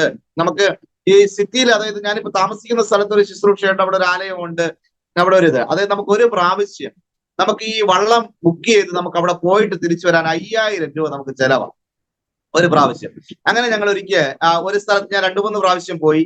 ആദ്യത്തെ പ്രാവശ്യം അവിടെ പോയിട്ട് അവിടുത്തെ ഗ്രാമവാസികളിൽ, അവിടെ കറണ്ട് ഇല്ല, വെളിച്ചമില്ല, വെട്ടമില്ല, അവിടെ കക്കൂസില്ല, മറ്റു യാതൊരു വിധമായ കടകളില്ല. അവിടുത്തെ ആൾക്കാർ താമസിക്കുന്ന പറഞ്ഞാൽ അവിടെ നിന്ന് മീൻ പിടിക്കുന്നു, അവിടെ അവർക്ക് മുളക് വേണ്ട, മല്ലിപ്പൊടി വേണ്ട, നമ്മളെ പോലെയുള്ള ഇങ്ങനെ യാതൊരു വിധമായ സംഭവങ്ങളും വേണ്ട. അപ്പൊ ഞങ്ങൾ പോകുന്ന സമയത്ത് ഞാൻ 3-4 പ്രാവശ്യം അവിടെ പോയതാ. അപ്പൊ പോകുന്ന സമയത്ത് ഞങ്ങൾ കടൽക്കരയിൽ കിടന്നുറങ്ങണം. കടൽക്കരയിൽ കിടന്നുറങ്ങുക എന്ന് പറഞ്ഞാൽ ചെറിയ ഈച്ചയൊക്കെ ഉണ്ട്, അതൊക്കെ കടിക്കും. പിന്നെ കടൽപ്പാമ്പിന്റെ ചെറിയ പ്രശ്നങ്ങളുണ്ട്. പിന്നെ ഇവിടുത്തെ പഴുതാര എന്ന് പറഞ്ഞാൽ വലിയ പഴുതാര, ഇത് കടിച്ചു കഴിഞ്ഞാൽ നമ്മുടെ തേളിനേക്കാളും കഷ്ടമാണ്. കാരണം ഈ പഴുതാര കടിച്ചു കഴിഞ്ഞാൽ എന്നെ ഒരു 16 പ്രാവശ്യം കടിച്ചതാ പഴുതാര. ഒരു പഴുതാര കടിച്ചാൽ ഒരു 24 മണിക്കൂർ നമ്മൾ ഒരേ രീതിയിൽ കരഞ്ഞോണ്ട് അല്ലെങ്കിൽ വിളിക്കാം. അങ്ങനെ ഒരു ഭയങ്കര വലിയ പഴുതാരകൾ. അപ്പൊ അത് വല്ലാത്തൊരു വേദനയാണ്. അപ്പൊ ഈ ഇടയ്ക്ക് ഈ ലാസ്റ്റ് 16ാമത്തെ പഴുതാര കടിക്കുന്ന സമയത്താണ് അതിന്റെ യഥാർത്ഥത്തിലുള്ള മരുന്ന് ഞാൻ കണ്ടുപിടിച്ചത്. അതുവരെയും എനിക്ക് മരുന്നില്ലാതെ നിലവിളിക്കാനുള്ള ഭാഗ്യം ദൈവം തന്നു. എന്തായാലും അതൊരു വലിയ ഇപ്പൊ കാര്യങ്ങളൊക്കെ മനസ്സിലായി. കാരണം ഈ കാട്ടിനകത്തൊക്കെ നമ്മൾ ശുശ്രൂഷയ്ക്ക് പോകുന്ന സമയത്ത് നമുക്കിതൊന്നും പ്രതീക്ഷിക്കാത്ത അവസ്ഥ. ചില സമയത്ത് കഴിഞ്ഞൊരു പ്രാവശ്യം ഞങ്ങൾ 2 മണിക്കൂർ യാത്ര ചെയ്ത് കാട്ടിനകത്ത് പോകും. കാട്ടിനകത്ത് 2 മണിക്കൂർ യാത്ര ചെയ്ത് ഒത്തിരി ദൂരം അങ്ങോട്ട് യാത്ര ചെയ്ത് കഴിഞ്ഞപ്പോൾ കാണാൻ ഒരു ആന കുറുക്കെ നിൽക്കും. അടുത്ത് തിരിച്ചു വരാനും പറ്റത്തില്ല, എണീക്കാനും പറ്റത്തില്ല, നിൽക്കാനും പറ്റത്തില്ല, ഇരിക്കാനും പറ്റത്തില്ല, വല്ലാത്ത കണ്ടീഷൻ. അപ്പൊ അത് ആ മരത്തിന്റെ പൊട്ടിൽ ഇങ്ങനെ ഇരുന്നു 2.5 മണിക്കൂർ അവിടെ അങ്ങനെ ഇരിക്കേണ്ടത്. കാര്യം ഈ ഇവിടെ വേറെ വന്യമൃഗങ്ങളൊന്നുമില്ല, ഈ ആന പോയിട്ട് വേറെ പ്രശ്നങ്ങളൊന്നുമില്ല, ആന മാത്രമേ ഉള്ളൂ. അപ്പൊ 2-2.5 മണിക്കൂർ ഇങ്ങനെ നോക്കിക്കൊണ്ടിരുന്നു ആനയെ തന്നെ. കാര്യം ആന നമ്മളെ കണ്ടിട്ടില്ല, ഇവിടെ ശ്വാസം വിടാൻ പറ്റത്തില്ല. കാര്യം ശ്വാസം വിട്ടു കഴിഞ്ഞാൽ ആള് കേൾക്കുവാണെങ്കിൽ പിന്നെ അന്നത്തോടെ കാര്യത്തിൽ കാര്യം ഒറ്റ ആന ഇതെന്ത് ചെയ്യുമെന്ന് പറയാനൊക്കത്തില്ല. അങ്ങനെ കാട്ടിനകത്ത് പോയി വെറുതെ ഇങ്ങനെ ഇരുന്ന് 2-2.5 മണിക്കൂർ കഴിഞ്ഞപ്പോ ആനയ്ക്ക് എന്തോ ഒരു സഹാനുഭൂതി തോന്നി. ആന ആ സ്ഥലത്തുനിന്ന് മാറിയതിന് ശേഷം പിന്നെ ഞങ്ങള് തിരിച്ചു നടന്നു. കാരണം ഇനി മുമ്പോട്ട് പോകാനുള്ള ധൈര്യം ഇല്ലാത്തതുകൊണ്ട് തിരിച്ചു. അപ്പൊ ഇങ്ങനെ ഇവിടുത്തെ ശുശ്രൂഷകൾ ഒന്നുകിൽ നമ്മൾ കാട്ടിലൂടെ 4 മണിക്കൂർ 5 മണിക്കൂർ നടന്ന് ഗ്രാമങ്ങൾ കണ്ടെത്തി അവിടെ പോയി സുവിശേഷം പറയണം. അല്ല എങ്കില് പിന്നെ ഇതുപോലെ വള്ളത്തിലൂടെ പല ഐലൻഡുകളിലും പോയിട്ട്, അപ്പൊ ആദ്യമായിട്ട് ഞാൻ ഒരു ഐലൻഡിൽ പോയി, അവിടെ പോയിട്ട് ആദ്യത്തെ ശുശ്രൂഷ നടക്കും. ആദ്യമായിട്ട് അവിടെ ആ ഗ്രാമവാസികൾ മുഴുവനും കൂടി ഞങ്ങളെല്ലാവരും ഇവിടുന്ന് ജനറേറ്ററുകളും മറ്റു കാര്യങ്ങളും ഒക്കെ ആയിട്ട് വാടകയ്ക്കെടുത്ത് എല്ലാ കാര്യങ്ങളും സെറ്റ് ചെയ്ത് അവിടെ പോകുന്നത്. അപ്പൊ അവിടെ പോയിട്ട് ആദ്യത്തെ ഒരു ശുശ്രൂഷ കഴിഞ്ഞപ്പോ അവിടെ നിന്ന് ഏകദേശം 100-103 പേരെങ്ങാണ്ട് വന്നതിന് 95 പേര് യേശുവിനെ രക്ഷിതാവായിട്ട് സ്വീകരിച്ചു. ആദ്യത്തെ മീറ്റിംഗിൽ, ആദ്യത്തെ പ്രസംഗത്തില് 95 പേര് ദൈവത്തെ യേശുക്രിസ്തുവിനെ രക്ഷിതാവായിട്ട് സ്വീകരിക്കാനായിട്ട് കരഞ്ഞുകൊണ്ട് യേശുക്രിസ്തു അവർ ആദ്യമായിട്ട് അവർ കേൾക്കുക ഇങ്ങനെ ഒരു സംഭവം പോയി. അപ്പൊ അന്ന് അവർ യേശുക്രിസ്തുവിനെ രക്ഷിതാവായിട്ട് സ്വീകരിച്ചു. ദൈവം വലിയ അത്ഭുതങ്ങൾ അവിടെ ചെയ്തു. രോഗികളെ ദൈവം സൗഖ്യമാക്കി. വളരെ വളരെ അത്ഭുതങ്ങൾ ദൈവം അവിടെ ചെയ്തു. പക്ഷെ പിന്നെ അടുത്ത് വീണ്ടും കുറച്ച് ദിവസങ്ങൾ കഴിഞ്ഞിട്ട് വീണ്ടും അവിടെ പോയി അതിന്റെ തൊട്ടടുത്ത് വേറൊരു ഗ്രാമത്തിൽ പോയി ദൈവം അവിടെയും ഏകദേശം 60-ലധികം ആൾക്കാർ അന്ന് രക്ഷിക്കപ്പെടാനായിട്ടിടയായി. പക്ഷെ 1-2 പ്രാവശ്യം കഴിഞ്ഞപ്പോൾ പിന്നെ നമുക്ക് പോകാൻ പറ്റാതെയായി. പോകാൻ പറ്റാത്ത കാരണം എന്ന് പറഞ്ഞാൽ സാമ്പത്തികമാണ് ഏറ്റവും വലിയൊരു വിഷയം. കാരണം എന്ന് പറഞ്ഞു കഴിഞ്ഞാല് ഏകദേശം 5000 രൂപയാവും നമുക്ക് ഇവിടുന്ന് പിന്നെ അവിടം വരെ പോവാൻ. പിന്നെ നമ്മുടെ ഭക്ഷണ സാധനങ്ങൾ, വെള്ളം പോലും, കുടിവെള്ളം പോലും നമുക്ക് ഇവിടെ നിന്ന് കൊണ്ടുപോകണം. കാരണം അപ്പൊ ചോദിക്കാം അവിടുത്തെ വെള്ളം കുടിക്കാൻ പറ്റത്തില്ല. സത്യസന്ധമായിട്ട് പറഞ്ഞാൽ കുടിക്കാൻ അവിടുത്തെ ആൾക്കാർ അതാ ഉപയോഗിക്കുന്നത്. നമുക്ക് ആ വെള്ളം വേണമെങ്കിൽ കുടിക്കാൻ പറ്റുമായിരിക്കും. കാരണം ഞാനൊരിക്കൽ അവിടെ ഇവർ വെള്ളം കോരുന്നവരെ കിണറ്റിൽ പോയി നോക്കിയപ്പോൾ അതിനകത്ത് വലിയൊരു പാമ്പ് കിടക്കും. അപ്പൊ അവിടുത്തെ ആൾക്കാർ പറഞ്ഞു അയ്യോ കുഴപ്പമില്ല, നിങ്ങൾക്ക് ഇവിടുന്ന് വെള്ളം എടുത്ത് കുടിച്ചോളാം. അപ്പൊ ആ പാമ്പിനെ കുറിച്ച് ചോദിച്ചാൽ പറയാം അതിവിടെ സ്ഥിരമുള്ള ആളെന്നാ പറയുന്നത്. ആ പാമ്പ് അവിടെ സ്ഥിരമായിട്ട് താമസിക്കുന്ന ഒരാളാണ്. അപ്പൊ അങ്ങനെയൊക്കെയുള്ള ഒരു വല്ലാത്തൊരു സ്ഥലമാണ്. അപ്പൊ നമുക്ക് അതൊക്കെ കാണുമ്പോൾ നമുക്ക് ഉള്ളിലൊരു ഭയം. പിന്നെ ഇവിടുത്തെ ഏറ്റവും വലിയൊരു പ്രശ്നം ആൻഡമാൻ ഫീവർ എന്ന് പറഞ്ഞൊരു അസുഖമാണ്. ആൻഡമാൻ ഫീവർ നമ്മുടെ നാട്ടിൽ പറഞ്ഞു കഴിഞ്ഞാൽ എലിപ്പനിക്ക് ഇതുവരെ ഇവിടെ മരുന്ന് കണ്ടുപിടിച്ചിട്ടില്ല. അതാ ഇവിടുത്തെ ഏറ്റവും വലിയൊരു രസകരമായ ഒരു കാര്യം എന്ന് പറഞ്ഞത്. കാര്യം എലിപ്പനി വന്നു കഴിഞ്ഞാൽ ഇവിടെ ആൾക്കാര് പെട്ടെന്ന്, അതായത് ഞങ്ങളുടെ ചർച്ചിൽ തന്നെ 3 പേര് മരണപ്പെട്ടു എലിപ്പനി മുഖാന്തരം. കാര്യം വന്നു കഴിഞ്ഞാൽ 1 അല്ലെങ്കിൽ 2 ദിവസം അതിനപ്പുറം ആള് മരണപ്പെട്ടു. അങ്ങനെ ഒരു സംഭവം ഈ എലിപ്പനിക്കിട്ട് അതെല്ലാ വർഷവും ഒരു 10, 15, 20 പേര് ഈ ദേശത്തുനിന്ന് മരണപ്പെടുവാനായിട്ടുണ്ട്. അപ്പൊ നിങ്ങൾ ഈ വിഷയങ്ങളെല്ലാം ഓർത്ത് പ്രാർത്ഥിക്കുക. കാരണം ഇങ്ങനെ വളരെ പ്രതികൂലങ്ങളിലും കാരണം ഈ ആൻഡമാൻ ഞാൻ പ്രത്യേകിച്ച് പാസ്റ്റർ വിളിക്കാനുള്ള ഒരു കാരണവും കൂടെയുണ്ട്. കാരണം ഈ നമ്മുടെ ഈ പുറം സ്ഥലങ്ങളിൽ പ്രവർത്തിക്കുന്ന ആൾക്കാരെ പൊതുവെ ആരും അറിയത്തില്ല ഇങ്ങനെ സ്ഥലങ്ങളുണ്ടെന്നോ. പോർട്ട് ബ്ലെയറിൽ ഒത്തിരി പേര് വരുന്നുണ്ട്, ഒരുപാട് ശുശ്രൂഷകൾ നടക്കുന്നുണ്ട്, ഒരുപാട് സഹായങ്ങൾ ആൾക്കാർ ചെയ്യുന്നുണ്ട്, പല കാര്യങ്ങൾ. പക്ഷെ സത്യസന്ധമായിട്ട് പറഞ്ഞാൽ ഇതുപോലുള്ള സ്ഥലങ്ങളിൽ ഒരുപാട് ആവശ്യങ്ങളുണ്ട്. ഇവിടെ കുഞ്ഞുങ്ങൾ പഠിക്കും. ഞങ്ങൾ എല്ലാ വർഷവും കുറെ കുഞ്ഞുങ്ങളെ സ്കൂളുകളിൽ കൊണ്ടാക്കും. ആക്കുന്നെന്ന് പറഞ്ഞു കഴിഞ്ഞാൽ നമ്മളിൽ ഉള്ളതെന്ന് ഇപ്പൊ എന്റെ കുഞ്ഞിനെ ഇപ്പൊ നവോദയയിലായതുകൊണ്ട് അവർക്ക് ബാഗൊന്നും വാങ്ങും. അപ്പൊ അതുപോലെ അതിന്റെ പൈസ ഞങ്ങൾ മാറ്റി വെച്ചിട്ട് ആ ഒരു ബാഗ് മേടിച്ചിട്ടാണ് ഏതെങ്കിലും ഒരു കുഞ്ഞിനെ കൊണ്ടുപോയിട്ട് അവനെ പിടിച്ച് സ്കൂളിൽ കൊണ്ടു. കാരണം ഇവിടെ ആൾക്കാർക്ക് പിള്ളേർക്ക് അങ്ങനെ സ്കൂളിൽ പോകണമെന്നുള്ള താല്പര്യമില്ല ഗ്രാമങ്ങളിലുള്ളത്. കാര്യം അപ്പനും അമ്മയും വരെ പറയുന്ന ഒരു വാക്കുണ്ട്, എന്തിനാ സ്കൂളിൽ പോകുന്നത്, അവന് ആ സമയം ഉണ്ടെങ്കിൽ ഇവിടെ നിന്ന് ഇച്ചിരി ആട് വളർത്തുകയോ മറ്റെന്തെങ്കിലും കാര്യങ്ങൾ ഇച്ചിരി കൃഷിക്ക് സഹായിക്കുക. പിന്നെ നമ്മൾ പോയിട്ട് അവരെ പറഞ്ഞ് ബോധവൽക്കരിപ്പിച്ച് അവര് പുറം ലോകം കാണുന്നില്ല. അവർക്ക് ഇവിടെ എന്താണെന്ന് അറിയത്തില്ല. ഞാൻ കഴിഞ്ഞ ദിവസം ഒരാളിന് സത്യസന്ധമായിട്ട് പറയുവാണെങ്കിൽ അവിടെ ഒരാളിന് എന്താ പറയുന്നത് റേഷൻ കാർഡ് ഉണ്ടാക്കാൻ വേണ്ടി ഞാൻ വിളിച്ചോണ്ട് വന്നു. അതായത് പണ്ടുകാലം മുതലേ ഇവിടെ താമസിക്കുന്ന ഒരാളാണ്. അപ്പൊ നിങ്ങൾക്ക് റേഷൻ ഇതുപോലെ അരിയും കാര്യങ്ങളും കിട്ടുമെന്ന് പറഞ്ഞ് ഇവിടെ റേഷൻ കാർഡ് ഉണ്ടാക്കാന്ന് പറഞ്ഞ് ഇവിടെ വിളിച്ചിട്ട് വന്നു. ഒരു അപ്പച്ചനെ അമ്മച്ചേ അവരെ ഉള്ളിക്കാട്ടിൽ നിന്ന് പുറം ലോകത്ത് കൊണ്ടുവന്നു. അപ്പൊ പുറത്ത് കൊണ്ടുവന്ന് അവർ ആദ്യമായിട്ട് ഇതൊക്കെ കണ്ട് സംഭവിച്ചിങ്ങനെ നിൽക്കുക. പണ്ടങ്ങാണ്ട് വന്നതാ, പണ്ടങ്ങാണ്ടത്തപ്പോ ഇങ്ങനെ സംഭവങ്ങളൊന്നും ഇല്ലായിരുന്നു. അപ്പൊ അവരെ പുറം ലോകം കൊണ്ടുവന്നപ്പോ അവര് പറയാ അപ്പൊ റേഷൻ കാർഡ് ഉണ്ടാക്കാൻ വേണ്ടി അതിന്റെ സപ്ലൈ ഓഫീസിൽ കൊണ്ടുപോയപ്പോ അവര് പറയാ ആധാർ കാർഡ് കൊണ്ടുവരാൻ. അപ്പൊ ആധാർ കാർഡ് ഇനി അടുത്ത ആധാർ കാർഡ് കൊടുത്തത്. അപ്പൊ ആധാർ കാർഡ് കൊടുത്തു ഒന്നുമില്ലെങ്കിൽ നിങ്ങൾ വോട്ടർ ഐ ഡി എങ്കിലും കൊണ്ടുവരാം. ഇതിപ്പോ വോട്ടർ ഐ ഡി ഇല്ലാത്ത ആൾക്കാർ എന്ത് ചെയ്യാൻ? അവസരം തന്നെ പറഞ്ഞ് തിരിച്ച് കാട്ടിൽ തന്നെ വിട്ട് അവിടെ എന്തെങ്കിലും കിട്ടുവാണെങ്കിൽ അതൊക്കെ കഴിച്ച് ജീവിച്ചോളാൻ പറഞ്ഞ് തിരിച്ചു വിടേണ്ട. അതാണ് ഇവിടുത്തെ ഒരു സാഹചര്യം.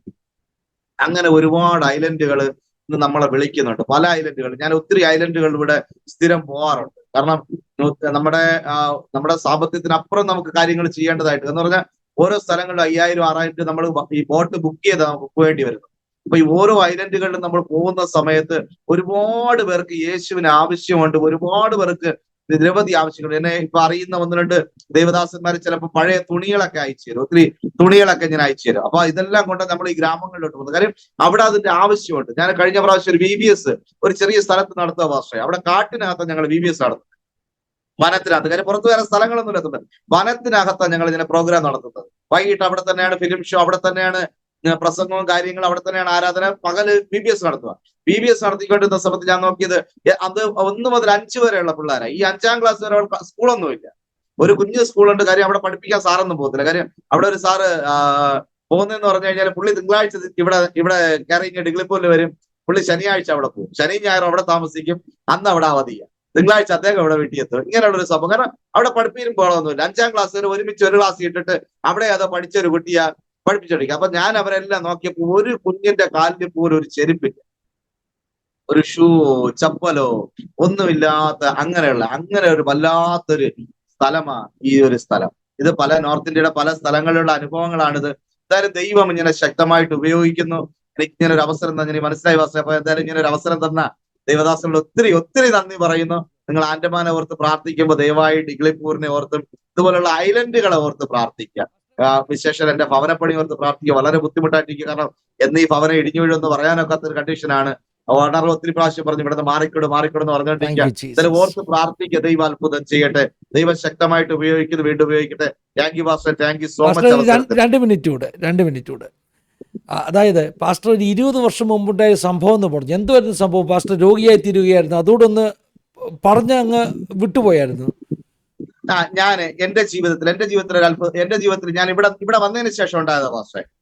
20 വർഷം മുമ്പ് പറഞ്ഞൊരു സംഭവം. ഞാൻ ഇവിടെ വീണ്ടും രണ്ടാമത് വരാനൊരു കാരണം ഉണ്ടായെന്ന് പറഞ്ഞ് ഞാൻ നാട്ടിൽ പോകുന്ന സമയത്ത് ഇവിടെ വന്നിട്ട് ആദ്യമായിട്ട് ഞാൻ നാട്ടിൽ പോയി. എനിക്കറിയത്തില്ല പിശാച് ശക്തമായിട്ട് എനിക്കെതിരായി പ്രവർത്തിക്കുന്ന എനിക്കറിയത്തില്ല. കാരണം അങ്ങനെ എനിക്ക് വളരെ ബുദ്ധിമുട്ടായിട്ട് ഞാൻ ജീവിക്കുന്നു. അപ്പൊ ആ സമയത്ത് പിശാച് ശക്തമായിട്ട് പ്രവർത്തിക്കുന്ന എനിക്കറിയത്തില്ല. ഇവിടെ വരാൻ പാടില്ല എന്നുള്ള രീതിയിൽ പ്രവർത്തിക്കുന്നത്, അല്ലെങ്കിൽ ഇങ്ങനെ ഒരുപാട് അത്ഭുതങ്ങൾ നടക്കുന്നതൊക്കെ ദൈവം ഇനി ചെയ്യാൻ പോകുന്നുള്ളത് എനിക്ക് അറിയത്തില്ലേ. അപ്പൊ അങ്ങനെ സമയത്ത് ഞാൻ ഇവിടെ ആദ്യത്തെ വർഷം കഴിഞ്ഞിട്ട് ഞാൻ നാട്ടിൽ പോവാം. നാട്ടിൽ പോയിട്ട് ഞാൻ എന്റെ കൊച്ചിച്ചന്റെ മകനെയും കൊണ്ട് ഹോസ്പിറ്റലിലോട്ട് പോയിക്കൊണ്ടിരിക്കും. ഹോസ്പിറ്റലിലോട്ട് കൊണ്ടുപോയിക്കൊണ്ടിരിക്കുന്നു. എനിക്ക് ഒരു പ്രശ്നമില്ല, എന്റെ ശരീരം എല്ലാം ഓക്കെയാണ്. ഞാൻ ബൈക്കിൽ അവനെ ഇരുത്തിയിട്ട് അവന് പനിയായിരുന്നു. അവനെ ബാക്കി ഇരുത്തി, എന്റെ കൊച്ചിനെ ബാക്കി ഇരുത്തി ഞങ്ങൾ മൂന്നുപേരായിട്ട് ഹോസ്പിറ്റലിൽ പോവാം.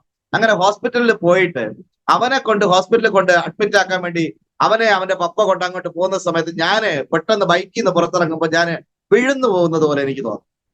പെട്ടെന്ന് ഞാൻ ബൈക്ക് അവിടെ വെച്ചു, പതിയെ ഹോസ്പിറ്റലിന്റെ അവിടെ കയറി ഒരു കസേരയിൽ കയറി ഇരുന്നു. അത്രയും മാത്രമേ എനിക്ക് അറിയത്തുള്ളൂ. പെട്ടെന്ന് എന്റെ ഓർമ്മ പോയി. കാരണം എനിക്ക് അതേ കൊണ്ടുവന്ന പയ്യന് 103 ഡിഗ്രി പനിയായിരുന്നു, എനിക്ക് 105 മേളിലായിരുന്നു പനി. അതായത് യാതൊരു സമയം മരിക്കപ്പെടാം, അങ്ങനെ ഒരു വല്ലാത്തൊരു കണ്ടീഷനിലേക്ക് ഞാൻ മാറി. പെട്ടെന്ന് ഡോക്ടർ ഇങ്ങനെ ഇറങ്ങി വരുന്ന സമയത്ത് പരിചയമുള്ള ഡോക്ടറായിരുന്നു. അദ്ദേഹം പെട്ടെന്ന് എന്റെ ശരീരത്തിൽ കഴിച്ചു. ഇവനെന്താ ഇങ്ങനെ ബോധമില്ലാത്ത പോലെ നടക്കുന്നതെന്ന് പറഞ്ഞ് പെട്ടെന്ന് എന്റെ ദേഹത്ത് കഴിച്ചപ്പോൾ ഭയങ്കര ചൂട്. അദ്ദേഹം പെട്ടെന്ന് എനിക്കുള്ള ട്രീറ്റ്മെന്റുകൾ അത്യാഹിത വിഭാഗത്തിലൊക്കെ കൊണ്ടുപോയിട്ട് പെട്ടെന്ന് കാര്യങ്ങളെല്ലാം ചെയ്തു. എനിക്ക് ഇഷ്ടം പോലെ ഇഞ്ചക്ഷൻ അടിച്ചു. പെട്ടെന്ന് ഇഞ്ചക്ഷൻ എല്ലാം തന്നു പനി കുറയ്ക്കാൻ നോക്കി. പക്ഷെ ഞാൻ രോഗിയായിട്ട് കൊണ്ടുവന്ന ആള് ഡിസ്ചാർജ് ആയിട്ട് പോയി. ഞാൻ അവിടെ കിടക്കുക. ഒരാഴ്ചയായി, 2 ആഴ്ചയായി എന്റെ പനി മാറുന്നു. അപ്പോ ഡോക്ടർ പറഞ്ഞ് സ്കാൻ ചെയ്യണമെന്ന് പറഞ്ഞ് അങ്ങനെ എക്സ്റേ എടുത്തപ്പോ എനിക്ക് ന്യൂമോണിയ, വളരെ ശക്തമായിട്ട് ന്യൂമോണിയായി. അങ്ങനെ ന്യൂമോണിയായി ഡോക്ടർ പറഞ്ഞ് ഇനി ഒരു കാരണവശാലും പോകത്തില്ല. അപ്പൊ ഞാൻ തിരിച്ചു വരാനുള്ള ടിക്കറ്റ് എടുത്ത് വെച്ചേക്കുക. അപ്പൊ എന്റെ ന്യൂമോണിയ കണ്ടുപിടിക്കുന്നത് ബുധനാഴ്ചയാണ്. എന്റെ ന്യൂമോണിയ കണ്ടുപിടിക്കുന്നത് തിങ്കളാഴ്ച എന്റെ ഫ്ലൈറ്റ്. അപ്പൊ ഞായറാഴ്ച എനിക്ക് ചെന്നൈയിൽ എത്തണം. തിങ്കളാഴ്ച എനിക്ക് ഫ്ലൈറ്റ്. ഞാൻ ഡോക്ടറോട് പറഞ്ഞു, ഡോക്ടറെ ഒരു വിഷയമുണ്ട്, എനിക്ക് ആൻഡമാനിൽ പോയേ പറ്റും. ഡോക്ടർ പറഞ്ഞു ഒരു കാരണവശാലും പോകാൻ പറ്റത്തില്ല, ന്യൂമോണിയ കണ്ടുപിടിച്ചതേ ഉള്ളൂ, ട്രീറ്റ്മെന്റ് തുടങ്ങുക. ഞാൻ പറഞ്ഞു ട്രീറ്റ്മെന്റ് ഒക്കെ അവിടെ പോയിട്ടായാലും ആവാം. അന്ന് രാത്രി ഞാൻ പറഞ്ഞു ശരി എന്നാ ഞാൻ ഫ്ലൈറ്റ് ടിക്കറ്റ് ക്യാൻസൽ ചെയ്യാന്ന് ഡോക്ടറോട് പറഞ്ഞു. പക്ഷെ അന്ന് രാത്രി പിശാച് എന്നോട് ശക്തമായിട്ട് വാദിച്ചു, നീ ഒരു കാരണവശാലും ജീവനോട് ആൻഡമാനിൽ പോകത്തില്ല, ജീവനോടെ ആൻഡമാനിൽ പോകാൻ നിന്നെ ഞാൻ അനുവദിക്കുന്നത് എന്ന് പിശാച് ശക്തമായിട്ട് വാദിച്ചു. ദൈവകൃപയാൽ. അപ്പൊ പിശാച് വാദിച്ചപ്പോ പരിശുദ്ധാത്മാവിന്റെ കൃപയാൽ പരിശുദ്ധാത്മാവിൽ നിറഞ്ഞിട്ട് ഒറ്റ വാക്ക് പറഞ്ഞോളൂ, ജഡമായാലും ശരി തന്നെ ആൻഡമാനിൽ പോയിട്ട് അടക്കുന്നുണ്ട്. ഇനി അത് മരണപ്പെട്ടാലും എന്റെ ശവം ഇനി ആൻഡമാനിൽ കൊണ്ട് അടക്കിയാൽ മതി, കേരളത്തിൽ അടക്കേണ്ട കാര്യമില്ലെന്നായി. അങ്ങനെ പറഞ്ഞു ഡോക്ടറോട് ഒറ്റ വാക്ക് പറഞ്ഞോളൂ, ദൈവം എന്നെ സൗഖ്യമാക്കിക്കോളും, ഞാൻ തിരിച്ചു പോവാം. കാരണം ദൈവം ഇത്രയും അത്ഭുതങ്ങൾ ചെയ്തിട്ട് നമുക്ക് വേണ്ടി ദൈവം അത്ഭുതം ചെയ്യത്തില്ലെന്ന് എനിക്ക് ഒരിക്കലും പറയാനൊക്കും. അതുകൊണ്ട് ദൈവകൃപയാല് ഞാൻ അന്ന് പറഞ്ഞു ഒരു കാരണവശാലും പറ്റത്തില്ല. ഒരു കാര്യം ചെയ്യും, നീ ആൻഡമാനിലുള്ള ഡോക്ടർമാരുടെ നമ്പർ തരാം. എനിക്കറിയാം ആരെങ്കിലും ഡോക്ടർമാരുടെ നമ്പർ തന്നെ നമുക്കറിയത്തില്ല. ഞാൻ ഇവിടെ വന്നിട്ട് ഹോസ്പിറ്റലിൽ പോയിട്ടില്ല മാസ്റ്ററെ. എന്തായാലും ദൈവകൃപയാല് ഡോക്ടറെ കൺവിൻസ് ചെയ്ത് ഞാൻ പറഞ്ഞു കുഴപ്പമില്ല, ഞാൻ അവിടെ പോയിട്ട് ഞാൻ ഹോസ്പിറ്റലിൽ പൊക്കോളാന്ന് പറഞ്ഞു. ഡോക്ടർ പറഞ്ഞു ഒരു കാരണവശാലും പോകാൻ പാടില്ലെന്ന് പറഞ്ഞു. പക്ഷെ ഞാൻ ദൈവത്തിന്റെ കൃപയാല് ശനിയാഴ്ച സ്വന്തം റിസ്കിൽ എന്ന് പറഞ്ഞ് എഴുതി കൊടുത്തു. ശനിയാഴ്ച ഞാൻ ഇവിടുന്ന് ട്രെയിൻ കയറി, ഞായറാഴ്ച ഞാൻ ചെന്നൈയിലെത്തി, തിങ്കളാഴ്ച രാവിലെ ഫ്ലൈറ്റ് കയറി പോർട്ട് ബ്ലെയറിൽ ഇറങ്ങി. പോർട്ട് ബ്ലെയറിൽ ഞാൻ ചൊവ്വാഴ്ച ബസ്സിൽ കയറി ഞാൻ ഡിഗ്ലിപ്പൂരിൽ ഇറങ്ങി. ഡിഗ്ലിപ്പൂരിൽ ഇറങ്ങിയപ്പോ എന്റെ നഖമെല്ലാം വളർന്നു, എന്റെ മുടിയെല്ലാം വളർന്നു, വല്ലാത്തൊരു കണ്ടീഷനിൽ ഞാൻ വന്നിറങ്ങും. അപ്പോ ഞാനിങ്ങനെ വന്നിട്ട് ഇങ്ങനെ ഇരിക്കുക, വിഷമിച്ചിരിക്കും, കാര്യം ന്യൂമോണിയല്ലേ. ഡിഗ്ലിപ്പൂർ വരെ എത്തി, എന്തായാലും സംഭവമൊക്കെ പറഞ്ഞ് ഞാൻ ന്യൂമോണിയ എന്നൊക്കെ പറഞ്ഞു. അപ്പൊ ഞങ്ങളുടെ ചർച്ചിലൊരു വിശ്വാസി രക്ഷിക്കപ്പെട്ട പയ്യനാ, അവൻ എന്റെ അടുത്ത് വന്നിട്ട് പാസ്റ്റർ ഇത്രയും വിശ്വാസമൊക്കെ പഠിച്ചു, പാസ്റ്റർ എന്തോ ഇരിക്കുന്നത്, പാസ്റ്റർ നമുക്ക് പോയി മുടി വെട്ടാം. അപ്പൊ ഞാനോട് ഇതിന് മുടി വെട്ടാൻ പാടില്ലെന്നാ പറഞ്ഞു. ആരാ പറഞ്ഞത്? ദൈവം പറഞ്ഞില്ലല്ലേ, നമുക്ക് പോയി മുടിയൊക്കെ വെട്ടിട്ട് വരാം. അങ്ങനെ പോയി മുടി വെട്ടി റെഡിയായി, കുളിച്ച് റെഡിയായി ഇങ്ങോട്ട് വന്നപ്പോ ദൈവത്തിന്റെ കൃപയാൽ ന്യൂമോണിയ അന്ന് അവിടെ പറഞ്ഞതിന്റെ അർത്ഥം, ദൈവം ഒരു സ്ഥലത്ത് വിളിച്ചിട്ടുണ്ടെങ്കിൽ പിശാചിന് ഒന്നും ചെയ്യാൻ പറ്റത്തില്ല. ദൈവം ഉറപ്പിച്ചിട്ടുണ്ടെങ്കിൽ അത് ദൈവം ഉറപ്പിച്ചത് തന്നെയാണ്. അത്ഭുതം ചെയ്യാൻ ദൈവം തുടങ്ങിയാൽ ഒരു പിശാചിനും അതിനെ തടയാൻ പറ്റത്തില്ല. അത് വളരെ ശക്തമായ ഒരു വിഷയമാണ്. എന്തായാലും ദൈവം അങ്ങനെ ശക്തമായിട്ട് ഇന്ന് ഉപയോഗിച്ചുകൊണ്ടിരിക്കുന്നു.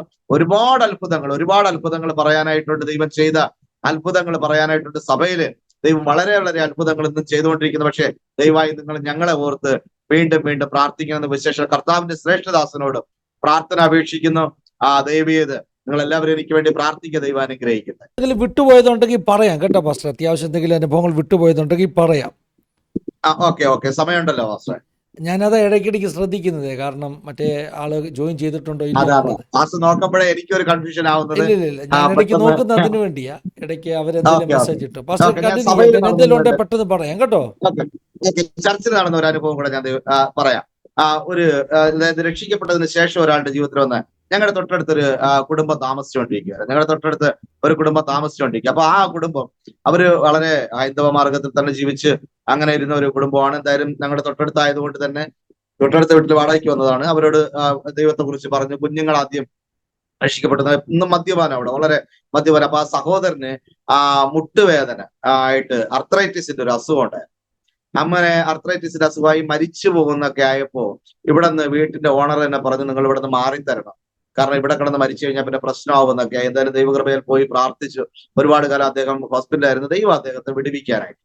അപ്പൊ ദൈവം അദ്ദേഹത്തെ വിടുവിച്ചു. അദ്ദേഹം മാത്രമായിട്ട് ചർച്ചിൽ വന്നു. അപ്പോ കുറച്ച് ദിവസം കഴിഞ്ഞു, പിന്നെ അദ്ദേഹം വരാതെയായി. വീണ്ടും അദ്ദേഹം കാരണം സുഖമായല്ലോ, വീണ്ടും അവർ മദ്യപാനം തുടങ്ങി. അങ്ങനെ കുറെ ദിവസം ഒരു ഏകദേശം 1-2 വർഷമായി. പിന്നെ ഞാനും അങ്ങോട്ട് പോവാതെയായി. കാര്യം പലരും നമ്മളെ എതിർത്ത് തുടങ്ങി. ഇവിടുത്തെ ഏറ്റവും വലിയ പ്രശ്നം എന്ന് പറഞ്ഞാൽ, ഞാൻ താമസിക്കുന്ന സ്ഥലത്ത് എല്ലാം ഗ്രൂപ്പായിട്ടാണ് ആൾക്കാർ താമസിക്കുന്നത്. ഞാൻ ഈ താമസിക്കുന്ന സ്ഥലം, ബാക്കി ഐലൻഡുകളുടെ കാര്യം വിട്ട കാര്യം അങ്ങോട്ടങ്ങോട്ട് ചെറിയ ചെറിയ ഐലൻഡുകളിൽ എല്ലാ ആൾക്കാരും താമസിച്ചിട്ടുണ്ട്. പക്ഷെ ഞാൻ താമസിക്കുന്ന സ്ഥലത്ത് ഇപ്പൊ തമിഴർക്ക് താമസിക്കാൻ പ്രത്യേക സ്ഥലമുണ്ട്, മലയാളിയൊക്കെ താമസിക്കാൻ പ്രത്യേക സ്ഥലമുണ്ട്, തെലുങ്കർക്ക് താമസിക്കാൻ പ്രത്യേക, ഇതിനെല്ലാം ഓരോരോ പേര് പറഞ്ഞ് അങ്ങനെ ഇട്ടേക്ക്. എന്നാലും ഒരു മിനി ഇന്ത്യ, ഒരു കൊച്ചി ഇന്ത്യയാണ് ഞാൻ താമസിക്കുന്ന സ്ഥലം. പിന്നെ മെയിൻ ആയിട്ട് ഹിന്ദിയാ ഉപയോഗിക്കുന്നതേ ഉള്ളൂ. ഇവിടുത്തെ ആൾക്കാർക്കെല്ലാം ഹിന്ദി അറിയാം. ആ ഹിന്ദി ആരാധനയാണ് നമുക്കുള്ളത്. അപ്പൊ അങ്ങനെ ഹിന്ദിയിലാണ് കാര്യങ്ങളെല്ലാം. കാര്യം ഇവിടെ എല്ലാ ആൾക്കാർക്കും ഹിന്ദി അറിയാം. പിന്നെ ബംഗാളീസ് കൂടുതലായിട്ടുണ്ട്. അവര് ബംഗാളീസ് ആണ് ഇവിടെ പോപ്പുലേഷൻ കൂടുതൽ. അങ്ങനെ എല്ലാ ഭാഷ, നിക്കോബാറീസ് ഉണ്ട്. എല്ലാ ഇന്ത്യയിലുള്ള ഒട്ടുമിക്ക എല്ലാ ആൾക്കാരുടെ ഗ്രൂപ്പുകൾ ഇവിടെ ഉണ്ട്. അവർക്ക് വേണ്ടി ഗവൺമെന്റ് പ്രത്യേക സ്ഥലങ്ങളുണ്ട്. ഇവിടുത്തെ ഏറ്റവും വലിയ പ്രശ്നം, ഒരാള് ഒരു സ്ഥലത്ത് നിന്ന് രക്ഷിക്കപ്പെട്ട് വന്നാൽ പിന്നെ മറ്റുള്ളവരെല്ലാം കൂടെ ഇവരെ ആ ഒരു ആദിവാസി, ഇത് ഏറ്റവും കൂടുതൽ ആദിവാസി എന്നുള്ള ഒരു കാര്യം കൂടെ ഇതിനകത്തുണ്ട്. ഇപ്പൊ റാഞ്ചി ആയിട്ടുള്ള ആൾക്കാർ അവിടെ നിന്നൊക്കെ വന്നവരാണ്. അവരെ ഇവിടെ അറിയപ്പെടുന്നത് ആദിവാസി. അപ്പൊ ആദിവാസി അതിൽ നിന്ന് അവരെ മാറ്റും. ആദിവാസികൾ എന്നുള്ള ഇതിൽ നിന്ന് അവരെ പെട്ടെന്ന് അങ്ങ് മാറ്റിക്കളെ. അങ്ങനെ ഇപ്പൊ തമിഴരായിട്ട് കഴിഞ്ഞ ദിവസങ്ങളിൽ തമിഴിൽ നിന്ന് കുറച്ച് ആൾക്കാർ, അങ്ങനെ തമിഴിൽ നിന്ന് ഒരു ഭയങ്കര അത്ഭുതങ്ങൾ തമിഴരുടെ ഇടയിൽ ദൈവം ചെയ്യാനായിട്ട്. അങ്ങനെ ദൈവം തമിഴരുടെ ഇടയിൽ ഒരുപാട് അത്ഭുതങ്ങൾ ചെയ്തപ്പോൾ അവിടെ നിന്ന് കുറെ ആൾക്കാർ വന്നു. അന്ന് അവിടെ ഒരു അത്ഭുതം ഉണ്ടായി. അവിടെ അവസാനം ഒത്തിരി ആൾക്കാർ ഇങ്ങനെ ഒരുമിച്ച് വന്നപ്പോൾ ഇവർ ഈ അത്ഭുതങ്ങൾ കണ്ടുവരുന്നു. അങ്ങനെ ചർച്ചിൽ ഒരുപാട് ആൾക്കാരൊക്കെ ആയി.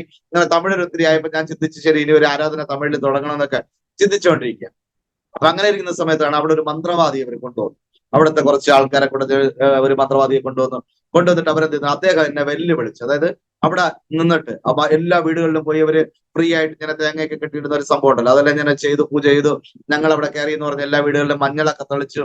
ഇടയ്ക്ക് ഞങ്ങളുടെ ചർച്ചിൽ വന്ന ഒരു സഹോദരനെ ഇവർ പിടിച്ചു വലിച്ചു കൊണ്ടുപോയിട്ട് അദ്ദേഹത്തെ മലയ്ക്ക് കൊണ്ടുപോയി. തിരിച്ചു വന്നതിന് ശേഷം അദ്ദേഹം മരണപ്പെട്ടു. അപ്പൊ അത് പിന്നെ ഞങ്ങളുടെ തലയിൽ വെക്കാനായിട്ട് നോക്കി. ഞങ്ങളുടെ ചർച്ചിന് ഉള്ളത് കൊണ്ടാണ്, പ്രാർത്ഥനയ്ക്ക് വന്നതുകൊണ്ടാവും മരണപ്പെട്ടെന്ന് പറയാനായിട്ട് നോക്കി. പക്ഷെ എന്തായാലും അദ്ദേഹത്തിന്റെ ഭാര്യ അന്ന് സ്ട്രോങ് ആയിട്ട് നിന്ന് പറഞ്ഞു, നിങ്ങളുടെ ഇത് കൂടെ വന്നത് കൊണ്ട് മാത്രമാണ് മരണപ്പെട്ടതെന്നായി. അങ്ങനെ പറഞ്ഞത് കൊണ്ട് അന്ന് ഞങ്ങൾ രക്ഷപ്പെട്ടു. അല്ലെങ്കിൽ അന്ന് അത് വലിയൊരു പ്രശ്നത്തിലേക്ക് മാറുമായിരുന്നു. സഭയൊക്കെ തല്ലി തകർക്കത്തൊക്കെ അങ്ങനെ വലിയൊരു വിഷയത്തിലേക്ക് അവർ പോയിരുന്നു. അപ്പൊ ഈ തമിഴ്നാട്ടിലുള്ള ആൾക്കാരെല്ലാം ഇങ്ങനെ വന്നു തുടങ്ങിയപ്പോ അന്ന് മന്ത്രവാദി അവർ കൊണ്ടുവരുന്നു. അവര് കുറെ ആൾക്കാർ ഇങ്ങനെ ഒരുപാട് സ്ഥലങ്ങളിൽ അവര് പല കാര്യങ്ങളും ചെയ്യുന്നുണ്ട്. ഇദ്ദേഹം മന്ത്രവാദം ചെയ്ത് എല്ലാവരും തിരിച്ച് പിടിച്ച്, നിങ്ങൾക്ക് അത്ഭുതം കാണണമെങ്കിൽ എന്റെ അടുത്ത് വന്നാൽ പോരെ എന്നൊക്കെ പറഞ്ഞതിന് ഒത്തിരി കാര്യങ്ങൾ പറഞ്ഞു. അങ്ങനെ ഇങ്ങനെ ഒത്തിരി കാര്യങ്ങളൊക്കെ പറഞ്ഞതിന് ശേഷം അദ്ദേഹം അവിടെ നിന്ന് ഒരു വെല്ലുവിളി. ഞാൻ അതാ പറയുന്നത്, ദൈവം നമ്മളോട് കൊണ്ടെങ്കിൽ നമുക്കൊന്നും സംഭവിക്കത്തില്ലെന്ന് പറയുന്ന കാരണം, ദൈവം നമ്മളെ വിളിച്ചിട്ടുണ്ടെങ്കിൽ നമ്മളെ ദൈവം സൂക്ഷിക്കുക, അത് എവിടെയായാലും സൂക്ഷിക്കും. അദ്ദേഹം പറഞ്ഞു 2 മാസത്തിനകത്ത് ഈ പാസ്റ്റർ എന്ന് പറഞ്ഞ് നിങ്ങൾ ക്രിസ്ത്യാനിയാക്കാൻ നോക്കി അദ്ദേഹം ഇവിടുന്ന് ഭ്രാന്തനായിട്ട് ഒളിച്ചു പോകുന്നു. അപ്പൊ ഞങ്ങളുടെ സഭയിൽ അവിടെ നിന്ന് ഒരു കുടുംബം രക്ഷിക്കപ്പെട്ടു. അപ്പൊ ആ കുടുംബം രക്ഷിക്കപ്പെട്ടെന്ന് പറഞ്ഞാൽ അവരെല്ലാം കൂടെ അദ്ദേഹത്തെ ഈ സഹോദരിയും പിള്ളേരെയും അവിടെ നിന്ന് പുറത്താക്കി. അതായത് വിധവയായ ഒരു സ്ത്രീയാണ്. അവർ രക്ഷിക്കപ്പെട്ടു. സ്നാനമെടുത്തപ്പോ ഇവരെ വീട്ടിൽ നിന്ന് അങ്ങ് പുറത്താക്കിയപ്പം ദൈവകൃപ, അവർക്ക് ജോലിയില്ല, ഒന്നുമില്ലാതിരുന്ന ഒരു സമയം ദൈവം അവരെ അങ്ങ് അനുഗ്രഹിച്ചു തുടങ്ങി. അവരൊരു കൊച്ചു വീട് വാടകയ്ക്ക് എടുത്ത് ഞങ്ങൾ അവിടെ ആക്കി.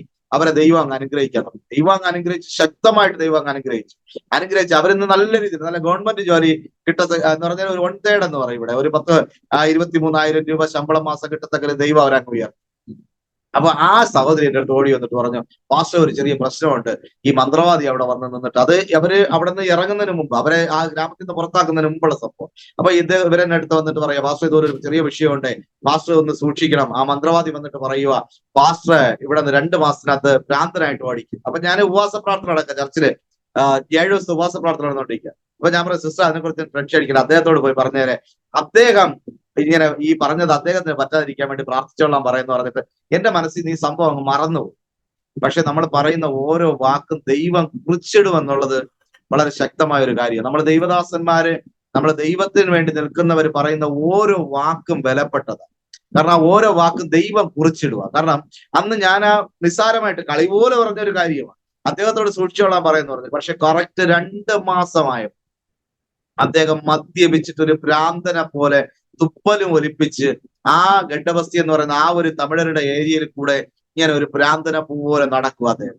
അന്ന് ആ ഗ്രാമക്കാരെല്ലാം പറഞ്ഞൊരു വാർത്ത ഉണ്ട്, അയ്യോ ഇദ്ദേഹം അല്ലേ പറഞ്ഞ ആ പാസ്റ്ററെ ഇത് ചെയ്യുമെന്ന്, പാസ്റ്ററെ ഇപ്പൊ ഭ്രാന്തനാക്കുക വട്ടിച്ചെന്ന് പറഞ്ഞതല്ലേ, പക്ഷെ ഇദ്ദേഹം എങ്ങനെ ഇയാൾ എങ്ങനെ ഭ്രാന്തനായെന്ന്. കാരണം അന്ന് ആൾക്കാർ ഒരുപാട്, ഇന്നും അവിടെ ആൾക്കാർ പബ്ലിക്കായിട്ട് ദൈവസ്ഥലത്ത് വരുന്നില്ല എങ്കിലും അല്ലെങ്കിൽ ചർച്ചിലോട്ട് വരുന്നില്ലെങ്കിലും മിക്ക ദിവസങ്ങളിൽ രാത്രി എന്നെ വിളിച്ച് പ്രാർത്ഥിപ്പിക്കും, പല വീടുകളിലും വിളിച്ച് പ്രാർത്ഥിപ്പിക്കും. ജനുവരി 1-ാം തീയതിയൊക്കെ ആയപ്പോൾ പല ഒരു പൂജാരി വരെ ഇവിടെ വന്ന് കലണ്ടർ മേടിച്ചിട്ട് പോയിട്ട് പറയാം, അദ്ദേഹം എന്നോട് പറഞ്ഞൊരു വാക്ക, ഒരിക്കൽ കലണ്ടർ മേടിച്ചിട്ട് പോയിട്ട് അദ്ദേഹം എന്നോട് പറഞ്ഞതാ, പാസ്റ്റർ ഞാൻ ഒരു കാര്യം പറയട്ടെ, എല്ലാ ദിവസവും ഞാൻ രാവിലെ ഈ കലണ്ടറിൽ നിങ്ങൾ തരുന്ന വാക്യമുള്ള കലണ്ടറാണ്, അപ്പൊ ആ വാക്യം നോക്കി ഞാൻ ആ വാക്യം വായിച്ചിട്ട്, അന്നത്തെ വാക്യം വായിച്ച് അതിന്റെ മുമ്പിൽ തൊഴുത് നിന്ന് പ്രാർത്ഥിച്ചിട്ട് യേശുവിന്റെ കൂടെ പ്രാർത്ഥിച്ചിട്ടാണ് ഞാൻ പൂജ ചെയ്യാൻ ക്ഷേത്രത്തിൽ പോകുന്നത്. അപ്പൊ ദൈവം എവിടെയൊക്കെയോ അത്ഭുതങ്ങൾ ചെയ്യുന്നു. ദൈവം ജീവിക്കുന്ന ദൈവമാണെന്ന് ജനത്തിന്റെ അകത്തൊരു വിശ്വാസമുണ്ട്. ജനത്തിന് വിട്ടുവരാം, പലരും വിട്ടുവരുന്നവർ എന്ത് പറയുക, ആ ഏരിയയിൽ നിന്ന് പുറത്താക്കും, അല്ലെങ്കിൽ ആ ഒരു ഇതിൽ നിന്ന്, ആ ഒരു ഗ്രാമത്തിൽ നിന്ന് അവർക്ക് പുറത്തു വരേണ്ടതായിട്ട് വരും. അങ്ങനെ ഇടയ്ക്ക് ഇവിടെ ഒരു സ്ഥലമുണ്ട്, അവിടെ ക്രിസ്ത്യാനിക്ക് പോകാൻ പോലും പറ്റത്തില്ല. ദൈവകൃപയിൽ അവിടെ പോയി സുവിശേഷം അറിയിക്കാൻ ദൈവം എനിക്ക് വലിയ അവസരങ്ങൾ നൽകി. അങ്ങനെ അപ്പൊ ഞാൻ ഈ ആദ്യം പറഞ്ഞുകൊണ്ട് ആ സഹോദരനിലേക്ക് പോവാം. ഈ അർത്രൈറ്റിസ് ആയിട്ട് നിന്ന ആ സഹോദരന്റെ അവര് ഒരു ദിവസം ഞാനിങ്ങനെ നോക്കി, അദ്ദേഹം സൗഖ്യമായി. അത് കഴിഞ്ഞിട്ട് അദ്ദേഹം സഭ വിട്ടുപോയി. അവർ കുടുംബമായിട്ട് പിന്നെ ഭയങ്കര ഹൈന്ദവ രീതിയിൽ തന്നെ ജീവിക്കുന്നു, ഭയങ്കര പൂജയും കാര്യങ്ങളും ഭയങ്കര പ്രശ്നങ്ങളായിട്ട് അങ്ങനെ ജീവിച്ചോണ്ട് പോവാം. കുറച്ച് ദിവസങ്ങൾ കഴിഞ്ഞപ്പോൾ ഇദ്ദേഹത്തിന്റെ ഒരു ദിവസം ഞാൻ നോക്കിയപ്പോൾ കാണാം, ഇദ്ദേഹവും ഭാര്യയും കുഞ്ഞുങ്ങളും എല്ലാം കൂടെ ഒരുങ്ങി ചർച്ചിൽ വന്നിരിക്കും. അതെല്ലാവരും വെള്ളം ഇട്ടോണ്ട് വന്നിരിക്കും, വെള്ളം ഇട്ട് വന്നിരിക്കും. ഞാൻ പറയും ഇതെന്തോ സംഭവിച്ചെന്ന് ഒരു പിടിയും കിട്ടുന്നില്ല. ഇവർ ചർച്ചിൽ വന്നു. അന്ന് പക്ഷെ ദൈവാത്മാവരോട് ശക്തമായിട്ട് ഇടപെട്ടു, ദൈവാത്മാവരോട് സംസാരിച്ചു. ദൈവം സംസാരിച്ചു കഴിഞ്ഞപ്പോ അവര് അന്ന് അനുതാപത്തോടെ ദൈവസ്ഥലത്ത് പ്രാർത്ഥിച്ച് അവര് ദൈവത്തെ സ്വീകരിക്കാനായിട്ട്, യേശു കർത്താവിനെ രക്ഷിതാവായിട്ട് സ്വീകരിച്ചതിന് ശേഷം അവര് സ്നാനപ്പെട്ട് ചില ദിവസം കഴിഞ്ഞപ്പോ ഈ സഹോദരിയുടെ തൊണ്ടയ്ക്ക് ഒരു പുണ്ണ് വരാൻ തുടങ്ങി. അതായത് അകത്ത് പുണ്ണ് വന്ന് ആ പുണ്ണ് കാണിക്കാൻ വേണ്ടി ഇവര് പോയതാ ഹോസ്പിറ്റലിൽ. അവിടെ നിന്ന് മരുന്ന് മാറി കൊടുക്കുകയും അത് മുഖാന്തരം മരുന്ന് റിയാക്ട് ചെയ്ത് ഇവിടുത്തെ ഡോക്ടേഴ്സ് അങ്ങ് പഠിച്ചു. ഞാൻ ഉള്ള സത്യസന്ധമായിട്ട് പറഞ്ഞാൽ ഡോക്ടേഴ്സ് പല മരുന്ന് മാറി അങ്ങ് പഠിച്ചു കഴിഞ്ഞപ്പോ നമ്മൾ ഈ അയ്യൂബിന്റെ കഥ ഞാൻ കേട്ടിട്ടേ ഉള്ളൂ, ഇയ്യോബിന്റെ കഥ ഞാൻ കേട്ടിട്ടേ ഉള്ളൂ, ഞാൻ കണ്ടിട്ടില്ല പാസ്റ്ററെ. പക്ഷെ ഞാൻ ഇവിടെ കണ്ടു, ഇവരെ ശരീരം മുഴുവൻ, അത് തല മുതൽ പാദം വരെ മുഴുവനും വ്രണമായിട്ട്, മുഴുവനും വ്രണമാണ്. വ്രണം എന്ന് പറഞ്ഞാൽ ഒരു സ്ഥലമില്ല പാസ്റ്ററെ, നമുക്ക് എന്ത് പറയുന്നത്, ഒരു സ്ഥലമില്ല അവിടെ ഈ കൈ ഒന്ന് തൊടാൻ പോലും, അല്ലെങ്കിൽ ഒരു സ്ഥലം നമുക്ക് പുണ്ണില്ലാത്തൊരു സ്ഥലമില്ല. അവർക്ക് ഇരിക്കാൻ പറ്റത്തില്ല, അവർക്ക് കിടക്കാൻ പറ്റത്തില്ല, അവർക്ക് വസ്ത്രം ധരിക്കാൻ പറ്റത്തില്ല. അങ്ങനെ ഹോസ്പിറ്റലിൽ അവരെ ഒരു പ്രത്യേക റൂമിലാണ് ഇവരെ വച്ചേക്കുന്നത്. അപ്പൊ ഒരു പാസ്റ്ററായി ഞാൻ പോയി പ്രാർത്ഥിക്കണം, അതല്ല അവരുടെ ഒരു ആഗ്രഹമാണ്. കാര്യം നമ്മളെ ഇവിടെ ആൾക്കാർ കാണുന്ന അപ്പനെ പോലെ, അപ്പൻ എന്നുള്ള ആ ഒരു ദർജനം. അപ്പൊ ഒരു പാസ്റ്റർ, അപ്പൊ അവർക്ക് നേരെ ഒരു വസ്ത്രം ധരിക്കാൻ പറ്റത്തില്ല. അപ്പൊ ഞാൻ അവരുടെ അടുത്ത് എങ്ങനെ പോയിരുന്ന് പ്രാർത്ഥിക്കുന്നതൊക്കെ വളരെ അപ്പൊ ഞാൻ ഇവിടുന്ന് എന്ത് ആശ്വാസം പറയും, നമുക്ക് ആശ്വാസം പറയാം. കാര്യം ക്രിസ്ത്യാനിയായിട്ട് രക്ഷിക്കപ്പെട്ടു വന്നതാ. അവരോട് നമ്മൾ എന്തോ പറയാനാ ഇനി. ഇപ്പൊ ഞാൻ പലപ്പോഴും ഇങ്ങനെ ചിന്തിച്ചോണ്ടാ പോകുന്നത്. ഞാൻ വൈഫിനോട് പറയടാ, നമ്മൾ എന്തോ പറയും, അവരെ പോയി എന്തോ ആശ്വസിപ്പിക്കാനാന്ന് പറഞ്ഞ് നമ്മളിങ്ങനെ പോവാം. അവിടെ പോയി ഇരുന്നിട്ട് അവർക്ക് വേണ്ടി അവര് വല്ലാത്ത രീതിയിൽ അങ്ങനെ ഇരുന്ന് നമ്മൾ വന്നതല്ലേ, ആ ഒരു വലിയ ഭയഭക്തിയോടുകൂടെ അവർ ഇരുന്നിട്ട് അവര് തിരിച്ച്, ഞാൻ എന്ത് പറയണമെന്ന് എനിക്കറിയത്തില്ല, ഞാനിങ്ങനെ തലയും കുരിച്ചിരിക്കുക. അപ്പൊ അവരെന്നോട് പലപ്പോഴും എന്നോട് പറഞ്ഞൊരു വാക്കുണ്ട്, എന്നെ വിശ്വാസത്തിന് പിടിച്ച് കുലുക്കിയ വാക്ക. അവർ രക്ഷിക്കപ്പെട്ട് വന്നതേ ഉള്ളൂ, സ്നാനപ്പെട്ടതേ ഉള്ളൂ. ആ സഹോദരി എന്നോട് പറയാം, പാസ്റ്റർ ഒരിക്കലും ടെൻഷൻ അടിക്കരുത്, എന്റെ ഈ അവസ്ഥ കണ്ടിട്ട് പാസ്റ്റർ ടെൻഷൻ അടിക്കരുത്. പാസ്റ്റർക്ക് ഒരു കാര്യം ഞാൻ പറയാം, ഇത് കുഴപ്പമല്ല, ഇത് ഇങ്ങനെ ഇരിക്കണമെന്ന് എനിക്ക് കുഴപ്പമില്ല, ഇതിപ്പോ ജീവിതകാലം മുഴുവൻ ഇങ്ങനെ ഇരുന്നെന്ന് പറഞ്ഞാൽ എനിക്ക് പ്രശ്നമില്ല. പക്ഷെ ഇതിന് പിടിച്ചു നിൽക്കാൻ വേണ്ടി ദൈവം എനിക്ക് കൃപ തരാൻ പ്രാർത്ഥിച്ചാൽ മതി. ഞാൻ സൗഖ്യമാവാൻ വേണ്ടി ദൈവം പാസ്റ്റർ പ്രാർത്ഥിക്കരുത്, സൗഖ്യമാവാൻ വേണ്ടി പ്രാർത്ഥിക്കേണ്ട, എനിക്ക് ഇതിന്റെ മധ്യത്തിൽ പിടിച്ചു നിൽക്കാൻ ഒരു കൃപ ദൈവം നൽകാൻ വേണ്ടി പ്രാർത്ഥിച്ചാൽ മതി. അപ്പോ ഞങ്ങൾ അങ്ങനെ പ്രാർത്ഥിച്ചിട്ട് ശക്തമായിട്ട് പ്രാർത്ഥിച്ചു. അപ്പൊ ഞാൻ ദൈവസ്ഥലത്തിൽ ഇവിടെ വന്നിരുന്ന കരയും, കർത്താവ് എന്താ സംഭവിക്കുന്നത്, ഇത് രക്ഷിക്കപ്പെട്ടു. അവരെ വീട്ടുകാരെല്ലാം ശത്രുക്കളായി മാറി, ആദിവാസി എന്നുള്ള ആ ഒരു ഗ്രൂപ്പിൽ നിന്ന് അവരെ പുറത്തു തള്ളി, ആകെ പ്രശ്നമായി. നാട്ടുകാരും വീട്ടുകാരും എല്ലാം പ്രശ്നം. അതിന്റെ കൂട്ടത്തിൽ ഈ അസുഖം, അവരെ നോക്കാൻ ആരില്ല, മക്കൾക്കെല്ലാം വിഷമം, കുഞ്ഞു പിള്ളേർ, അവർക്കൊന്ന് പഠിക്കാനോ ഭക്ഷണത്തിന്, ഭാര്യയ്ക്കും ഭർത്താവിനും ജോലിക്ക് പോകത്തില്ല. ഇന്നും അവരുടെ അവസ്ഥ, ഇന്ന് അവരെ ദൈവം സൗഖ്യമാക്കി, പക്ഷെ അവർക്ക് ജോലികളില്ല. 3 കുഞ്ഞുങ്ങൾ പഠിക്കുന്നു. ഞാൻ ഇവിടെ ഒന്ന് കരയുക ദൈവസ്ഥലത്തിന്, കർത്താവ് എന്തോ ഈ സംഭവിക്കുന്നത്. അങ്ങനെ കോവിഡിന്റെ, അതായത് കൊറോണ തുടങ്ങുന്ന ഒരു സമയം. അപ്പൊ ഡോക്ടേഴ്സ് പറഞ്ഞു, ഇവിടെ കൊറോണ പേഷ്യന്റ് ഒക്കെ വരുന്നുണ്ട്, നിങ്ങൾ ഒരു കാര്യം ചെയ്യും, ഈ സ്ത്രീ മരിച്ചു പോകും, നിങ്ങൾ തിരിച്ചു കൊണ്ടുപോകും. അങ്ങനെ അവിടെ നിന്ന് ഒരു വാഹനത്തിന് തിരിച്ചവരെ വീട്ടിൽ കൊണ്ടുവന്നിട്ട് ഞാൻ അന്ന് ശനിയാഴ്ച ദൈവസ്ഥലത്ത് വന്നിട്ട് പറഞ്ഞു, കർത്താവ് എന്താ ചെയ്യേണ്ടത്, ഇവർക്ക് പള്ളിയിൽ വരാനോ പറ്റില്ല, അവർക്കൊരു വസ്ത്രം ഇടാൻ പറ്റത്തില്ല, അവർ എന്ത് മനുഷ്യരോട് പറഞ്ഞു, ഞാൻ എന്തോ പറയും, നിന്നെ കുറിച്ച് ഞാൻ എങ്ങനെ മറ്റുള്ളവരോട് പറയും, നീ സൗഖ്യമാക്കുന്ന ദൈവമെന്ന് എത്ര പ്രാവശ്യം പോയി പ്രാർത്ഥിച്ചത്. എന്നാ നീ ഒരു ദിവസം ഒറ്റ പ്രാർത്ഥനയിൽ സൗഖ്യമാക്കിയ കുഷ്ഠരോഗി എന്റെ കണ്ണു മുമ്പ് കിടക്കും. എന്നിട്ട് കർത്താവ് ഇങ്ങനെ ഒരു അവസ്ഥയിൽ നീ എന്തുകൊണ്ട് ഇങ്ങനെ ചെയ്യുന്നു എന്നായി. അപ്പം എന്നോട് ദൈവാത്മാവുന്ന രാത്രി പ്രാർത്ഥിച്ചെടുത്തപ്പോൾ നിനക്ക് ഒരു ദിവസം ഉപവാസം ഇരിക്കാൻ പറ്റും. ഞാൻ പറയും, ഒരു ദിവസമല്ല, ഒരാഴ്ച വേണമല്ലോ ഞാൻ ഉപവസിക്കാം, കാരണം അവര് സൗഖ്യമാവും. ശരി, നാളെ രാവിലെ നീ പോയിട്ട് ഉച്ച വരെ ഉപവസിച്ചെടുത്ത് അവരടുത്തിരുന്ന് പ്രാർത്ഥിക്കുക, എനിക്ക് ചില കാര്യങ്ങൾ അവരോട് പറയാനുണ്ട്. അങ്ങനെ ദൈവകൃപയാൽ അവിടെ പോയി അവരടുത്തിരുന്ന് പ്രാർത്ഥിക്കാനായിട്ട് തുടങ്ങിയപ്പോൾ ദൈവാത്മാവ് ചില കാര്യങ്ങൾ, പഴയകാല ജീവിതത്തിലെ ചില കാര്യങ്ങൾ പറയാനായിട്ട് പറഞ്ഞു, പ്രാർത്ഥിച്ചു. ദൈവത്തിന്റെ വലിയൊരു ശക്തി അന്ന് ഒറ്റ ദിവസം കൊണ്ട് ദൈവം സകല പുണ്ണിനെയും പൊറപ്പിക്കാനായിട്ട്. പിറ്റേ ദിവസം ഞാൻ അവിടെ പോകുമ്പോ മൃഗങ്ങളെല്ലാം കരിഞ്ഞു തോന്നി. ദൈവം അവർക്ക് വസ്ത്രം, നൈറ്റി ഇടാനുള്ള അവസരം ദൈവം നൽകി. ഇന്നവർ സന്തോഷത്തോടുകൂടെ ആലയത്തിലായിരിക്കുന്നു, കുഞ്ഞുങ്ങളെല്ലാം. പക്ഷെ അവർക്ക് ജോലി കാര്യങ്ങൾ ഇതുവരെ ലഭിച്ചിട്ടില്ല, കുഞ്ഞുങ്ങൾ പഠിച്ചിരിക്കുക, അതൊക്കെ ഒരു സൈഡില്ല. പക്ഷെ എന്നാലും വളരെ വളരെ ദാരിദ്ര്യത്തിൽ ജീവിക്കുന്ന ഭവനങ്ങൾ, കാരണം ഇവിടെ പള്ളിയിൽ വരുന്ന ഏകദേശം കുടുംബങ്ങളും വളരെ ദാരിദ്ര്യത്തിൽ ജീവിക്കുന്ന ഭവനങ്ങൾ. എന്നാലും ദൈവം അവരെ ശക്തമായിട്ട് ദൈവ സൗഖ്യമാക്കി. കാരണം ദൈവം നമ്മളെ വിളിച്ചിട്ടുണ്ടെങ്കിൽ ദൈവം ശക്തമായിട്ട് അതൊക്കെ ചെയ്യും. അങ്ങനെ ഒരുപാട് അത്ഭുതങ്ങൾ ദൈവം ചെയ്ത് അനുഗ്രഹീതമായ ഒരു സഭ ദൈവം തന്നുകൊണ്ടിരിക്കുന്ന ഇവിടുത്തെ ജനത്തോർത്ത് പ്രാർത്ഥിക്കും. വളരെ പാവപ്പെട്ട ആൾക്കാരാണ്, ഗ്രാമങ്ങളിലുള്ളവരാണ്. അതെല്ലാം എന്ന് പറഞ്ഞാൽ ഇവർക്ക് നമ്മളാണ് ആദ്യത്തെ ഒരു പേരന്റ്. കാര്യം അവരുടെ പേരൻസ് എല്ലാം അവരെ മേടിച്ചു. ഇപ്പൊ ചർച്ചിൽ നിൽക്കുന്ന എല്ലാ ആൾക്കാരുടെ, മാക്സിമം ആൾക്കാരുടെ ഗതി അതാ. കാര്യം അവരുടെ അപ്പനും അമ്മയും മറ്റുള്ളവരും കുടുംബക്കാരും എല്ലാം ഉപേക്ഷിച്ചു. ഇനിയിപ്പോ അവർക്ക് ഒരു കുഞ്ഞിനെ കല്യാണം കഴിക്കണമെന്ന് പറഞ്ഞാൽ പോലും പാസ്റ്റർ പറഞ്ഞാൽ ചെയ്യാം, പാസ്റ്റർക്ക് ഇഷ്ടമാണെങ്കിൽ ചെയ്യാം, പാസ്റ്റർ എന്ത് പറയാ അത് എന്ന് പറഞ്ഞാൽ അവർക്ക് നമ്മളൊരു പേരൻസിനെ പോലെ, ഒരു അപ്പനെ പോലെ. അങ്ങനെയൊക്കെ വന്നപ്പോഴാണ് ഞാൻ ചിന്തിച്ചത്, ഇവിടെ തന്നെ താമസിക്കണം, ഇവിടെ തന്നെ നിന്നുകൊണ്ട് ദൈവകൃപയാൽ ശുശ്രൂഷിക്കണം, ഇവിടെ തന്നെ ആ ഒരു വീടൊക്കെ വെച്ച് ഇവിടെ തന്നെ താമസിക്കണം, ഇവിടുത്തെ ആൾക്കാർക്ക് വേണ്ടി ദൈവം തരുന്ന കാലം മൊത്തം ഇവിടെ ദൈവത്തിന് വേണ്ടി ജീവിക്കണമെന്നൊരു ആഗ്രഹത്തോടെ അങ്ങനെ ആയിരിക്കും. എന്തായാലും ഓർത്ത് പ്രാർത്ഥിക്കുക. അതെ പാസ്റ്റർ, സന്തോഷമുണ്ട് ഇത്രയും സമയങ്ങൾ പാസ്റ്റർ വന്ന് സാക്ഷ്യങ്ങൾ പങ്കുവച്ചത്. ഇന്ന് നമുക്ക് പ്രത്യേകിച്ചും ഇവിടെ 21 days ഫാസ്റ്റിംഗ് നടക്കുക പാസ്റ്റർ നമ്മുടെ ചർച്ചിൽ. അതിൻ്റെ കൂടെ തന്നെ റെക്കോർഡിങ്.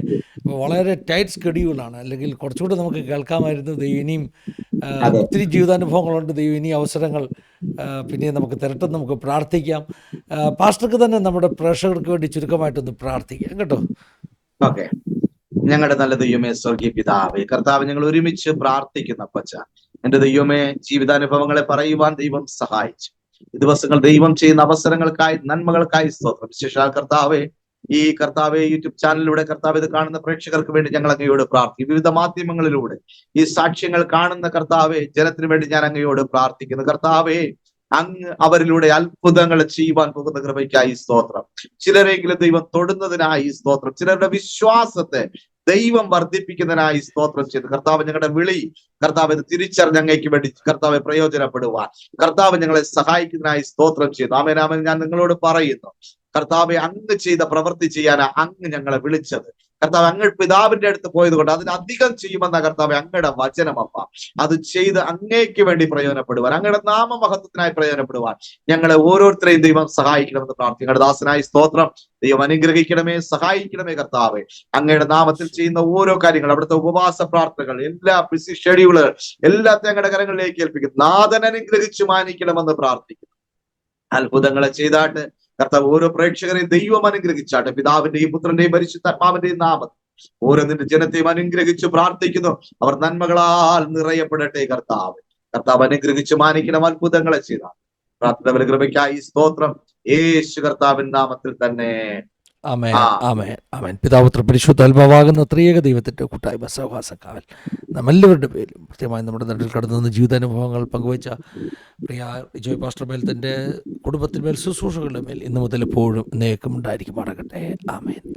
താങ്ക് യു പാസ്റ്ററെ. നന്ദി പറയുന്നൊരു പ്രാവശ്യം ഇത്രയും സമയങ്ങൾ നമ്മളോടൊപ്പം സ്പെൻഡ് ചെയ്തതിൽ ദൈവം ധാരാളമായിട്ട് അനുഗ്രഹിക്കട്ടെ. ദേശത്തെ വേലയെ കർത്താവ് മാനിക്കട്ടെ. പ്രേക്ഷകരോട് നന്ദി പറയുക. ദൈവം എല്ലാവരും ധാരാളം അനുഗ്രഹിക്കട്ടെ. God bless you all. Have A wonderful time. God bless you. Thank you for watching.